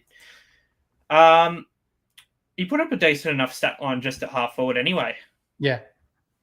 Has your opinion changed on him, or is it sort of I'm not really interested with fuck all midfield time. Port have had a lot of ball down there this game. I think it's a trap. Okay. If I'm spending 180k on a rookie, I want I think I would agree. 65, 70 averages to make me a quick 200k, probably even more, to then use that as a stepping stone into a primo. Yeah, I think I would 100% agree, to be honest. I brought up Saints are starting O'Connell and Hasty in the back six, which is a nice sign for Ross the boss. Oh, that could have ended real bad. Isaac Keeler's just pulled. What do we think of the St Kilda rookies this game? So it's been Boxall. He's been the best of the lot. Yeah, it's probably been Boxall and then O'Connell in my eyes. Yeah. Just off the eye test. Yeah, Hasty's probably hurt his stock a little bit in this game. Yeah, I think Hasty probably loses a spot once an injury or two's back. Yeah. I think O'Connell probably has a spot in there somewhere. It seems like they've looked to give him a run. I'm not sure. Look, it's still really hard to read. It's just sort of a wait for the green ticks potentially is sort of where I'd lean right now. Yeah. But I think Max Hall's a very big sub risk if he does get named. I probably wouldn't go there. No. O'Connell probably still a bit of a sub risk potentially, but I think Hasty and Max Hall are well worse off. Mm-hmm. He's probably been. What about Joe Berry? He's really stepped it up this quarter, to be honest. I think I'll probably still run with him just because he's F8 for me right now with Davidson. Yeah. And you know what? I'm not too keen on Connor Stone, realistically, for being honest. But no other forward really excites me. Maybe there'll be one to pop up. Isaac Keeler using some of that great vertical leap to take a great mark down the wing there and sends it long. Looking for Mason Wood. Good grab from Logan Evans there. So this is a guy that I shouted out earlier in the episode, mate, about someone to potentially watch. He's got a high kick-to-handball ratio, as we mentioned in the first quarter. He's now on 24 touches, 10 marks, 120 SuperCoach points with 17 kicks. Logan Evans. Evans. My God, he is too. Jeez. Maybe Port's. Oh no, I'm not. I'll stick to what. No, there's too much going on in Port's back six. There's too much going on. I'll stick to what I was saying before. Someone will pop up each game. Mm-hmm. R3, Harry Boyd versus Liam Reddy. After this game, unsure on Boyd, and I saw that Yanko has put it in the chat as well, so I'm addressing both of you. I don't think Reddy has a good history of scoring, but looking at short-term solution, you've got to weigh up short-term versus long-term. I think Harry Boyd's long-term job security and cash making is better than Reedy's. I say that because you're already banking 32K from starting Boyd over Reedy. I think they score fairly similarly if we're talking about or taking this game into consideration. In fact, I think 17 hitouts, 10 touches, 38 SuperCoach points for Boyd in this game. I think that could easily be 60 to 65 if those hitouts go to advantage and what have you. So, Healer. Jeez. Yeah, that was a nice grab. Jack Steele's just popped it up into the... Guess who's popped in late? Oh, no. Chera and Rankin are the hamstring brothers. Predict who does a hamstring first and what round. All right. Rankin, round 6. Rankin, I was going to say Rankin round 9. Chera round 16. Post-bye. First game post-bye. Had his rest. Done. Yep. How have you seen overall today's game? Is there anything else that we can really take out of it? People were talking about Jack Steele, with that early favourable fixture. Yeah. But he hasn't really done much today. It's going to be sort of the same thing as last year, where he'll go on a good run, shit the bed, go on a good run. It'll probably be like that. I don't really plan on getting sucked into Jack Steele this year. I'm sort of just looking away from him. Look, if we break it down player by player, like as this game winds down, there's 30 seconds left, and we could just give like a quick summary. Jack McRae, Lock him in. Awesome. Lock him. Yeah. Hugh Boxall, wait and see for green ticks, I reckon, for me. For me, he's in. He's done a lot right this game. I'll wait and see. He's done well though. Yeah. We just spoke on Jack Steele. The Wang, has your opinion changed on the Wang a bit after this game, mate? He's been an interesting one. 20 touches for 75 points. Still locking him in? Yep. I love it. I love it. The role's there. He had a run through the midfield to get some run through the legs. This will scare people off, which is great for me. So then he's not as owned as what he might have been previously. So yeah, I've currently got him at D3. Yep, nice. As Port wrapped this one up, winning 93-49. Hugo Garcia, 70 Supercoach points he finished on. Where do we land on him now? He hasn't done enough for me. Okay. Yeah, I would much rather. He's 245k. I'd rather spend 148 on Kako and potentially score 10 points less, but make more money and put that extra 100k into upgrading a.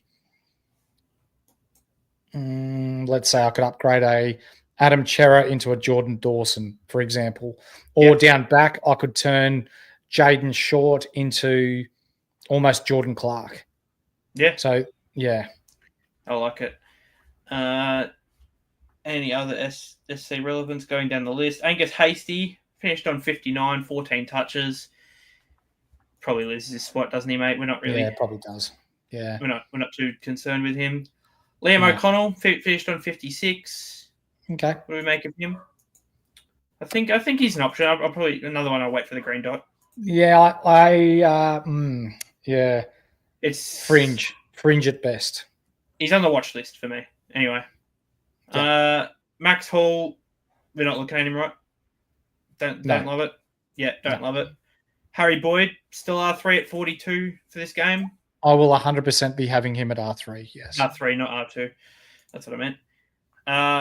Isaac Keeler came on in 44% game time, 39 points, kicked a goal. Hope he gets a spot. He looks good. He's in the black book. I'm going to go and find his game day card. I reckon he's got real potential. I was planning on doing that. So I've got the black book. I put it in the WhatsApp group the other day. All these blokes that I think are going to be great in years to come. I was going to build my game day squad bank up and go buy a whole bunch of platinums of these guys in that thing and just stash them away. Toby Travaglia is probably the last St Kilda guy to talk about. No. We're not on him. All right, so we move over to Port Adelaide now. Connor Rozee finishes on 162, mate. He's in. Finding a way. Miles Bergman finishes up a great game for him, 129. Not interested, though. Not in classic. Yeah. Logan Evans, same sort of thing? Yep. I think St Kilda have been historically bad at guarding halfbacks. So if you want to know these stats and more, ladies and gentlemen, jump in our Patreon. They are all there for you to view to help you create your teams. But we know that St Kilda are, I think they're the worst side, actually, or the best side to play against for halfbacks. I think you might be right saying that. Let me have a quick look at that. Yeah, it's your chart. You're the one that created it. Yeah, I'm aware, mate. They are, the third worst team at defending halfbacks, so they concede a lot to halfbacks. Yeah, so we can't really take too much based off that. Finlayson, 29 touches for Jeremy Finlayson's probably one you don't hear every day. No, that'd probably be a career high for him. Jason Horne-Francis finishes with 31 touches, 4 frees 4 for 108 Supercoach points. You picking him, just locking him in? Yeah, just happy with it. Ollie Wine's not really relevant, but it finishes on 105, 31 touches. Jace Burgo, inconsistent. Joe Richards on 91. You're probably not looking at him for classic still, but geez, his role looked good. And late in drafts, go right ahead, I reckon. Yeah, I think so, yeah. Geordie Sweet, I know people were thinking about him as a potential flyer at a cheap price. 11 disposals, 28 hitouts for 85 Supercoach points. I probably wouldn't go there classic, but you know that you could do worse in draft, I reckon, if it's a real deep draft. Yep, for sure.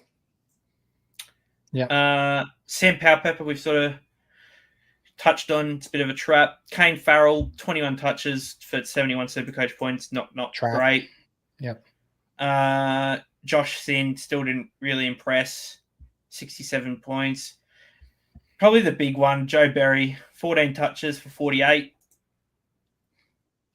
I think you pick him out of necessity. But he was on, after halftime, he was on what? He had 5 touches for 8 Supercoach points. At three-quarter time, he finished on 15 and finished on 48 for the game. So 33 in the last quarter. Mm-hmm.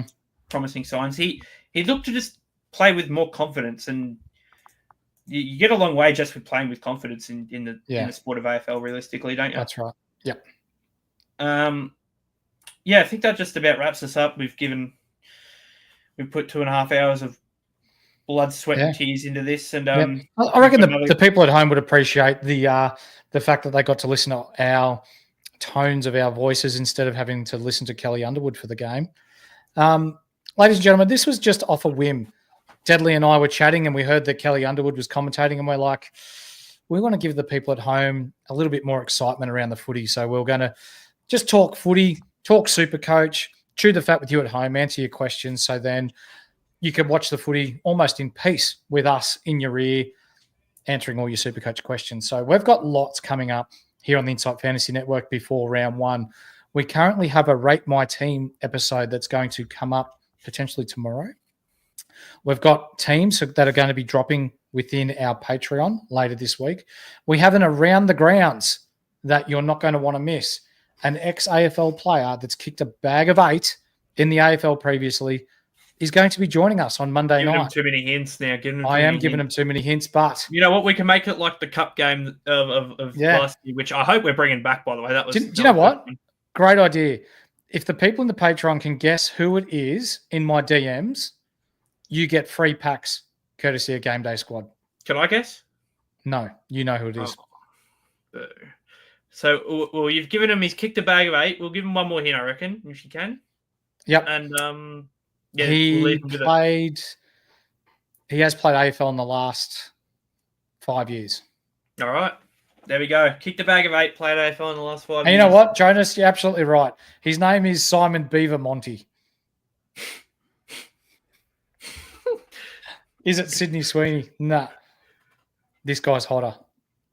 Deadly. Oh, that's hard. Deadly. Thank you for joining us. Again, it was off a whim, and we just wanted to jump on and chat footy with the guys at home. So for the over 600 that joined us throughout this episode, we appreciate you. Thank you for your support. If you haven't yet, hit like, subscribe, and the bell. Be a triple banger.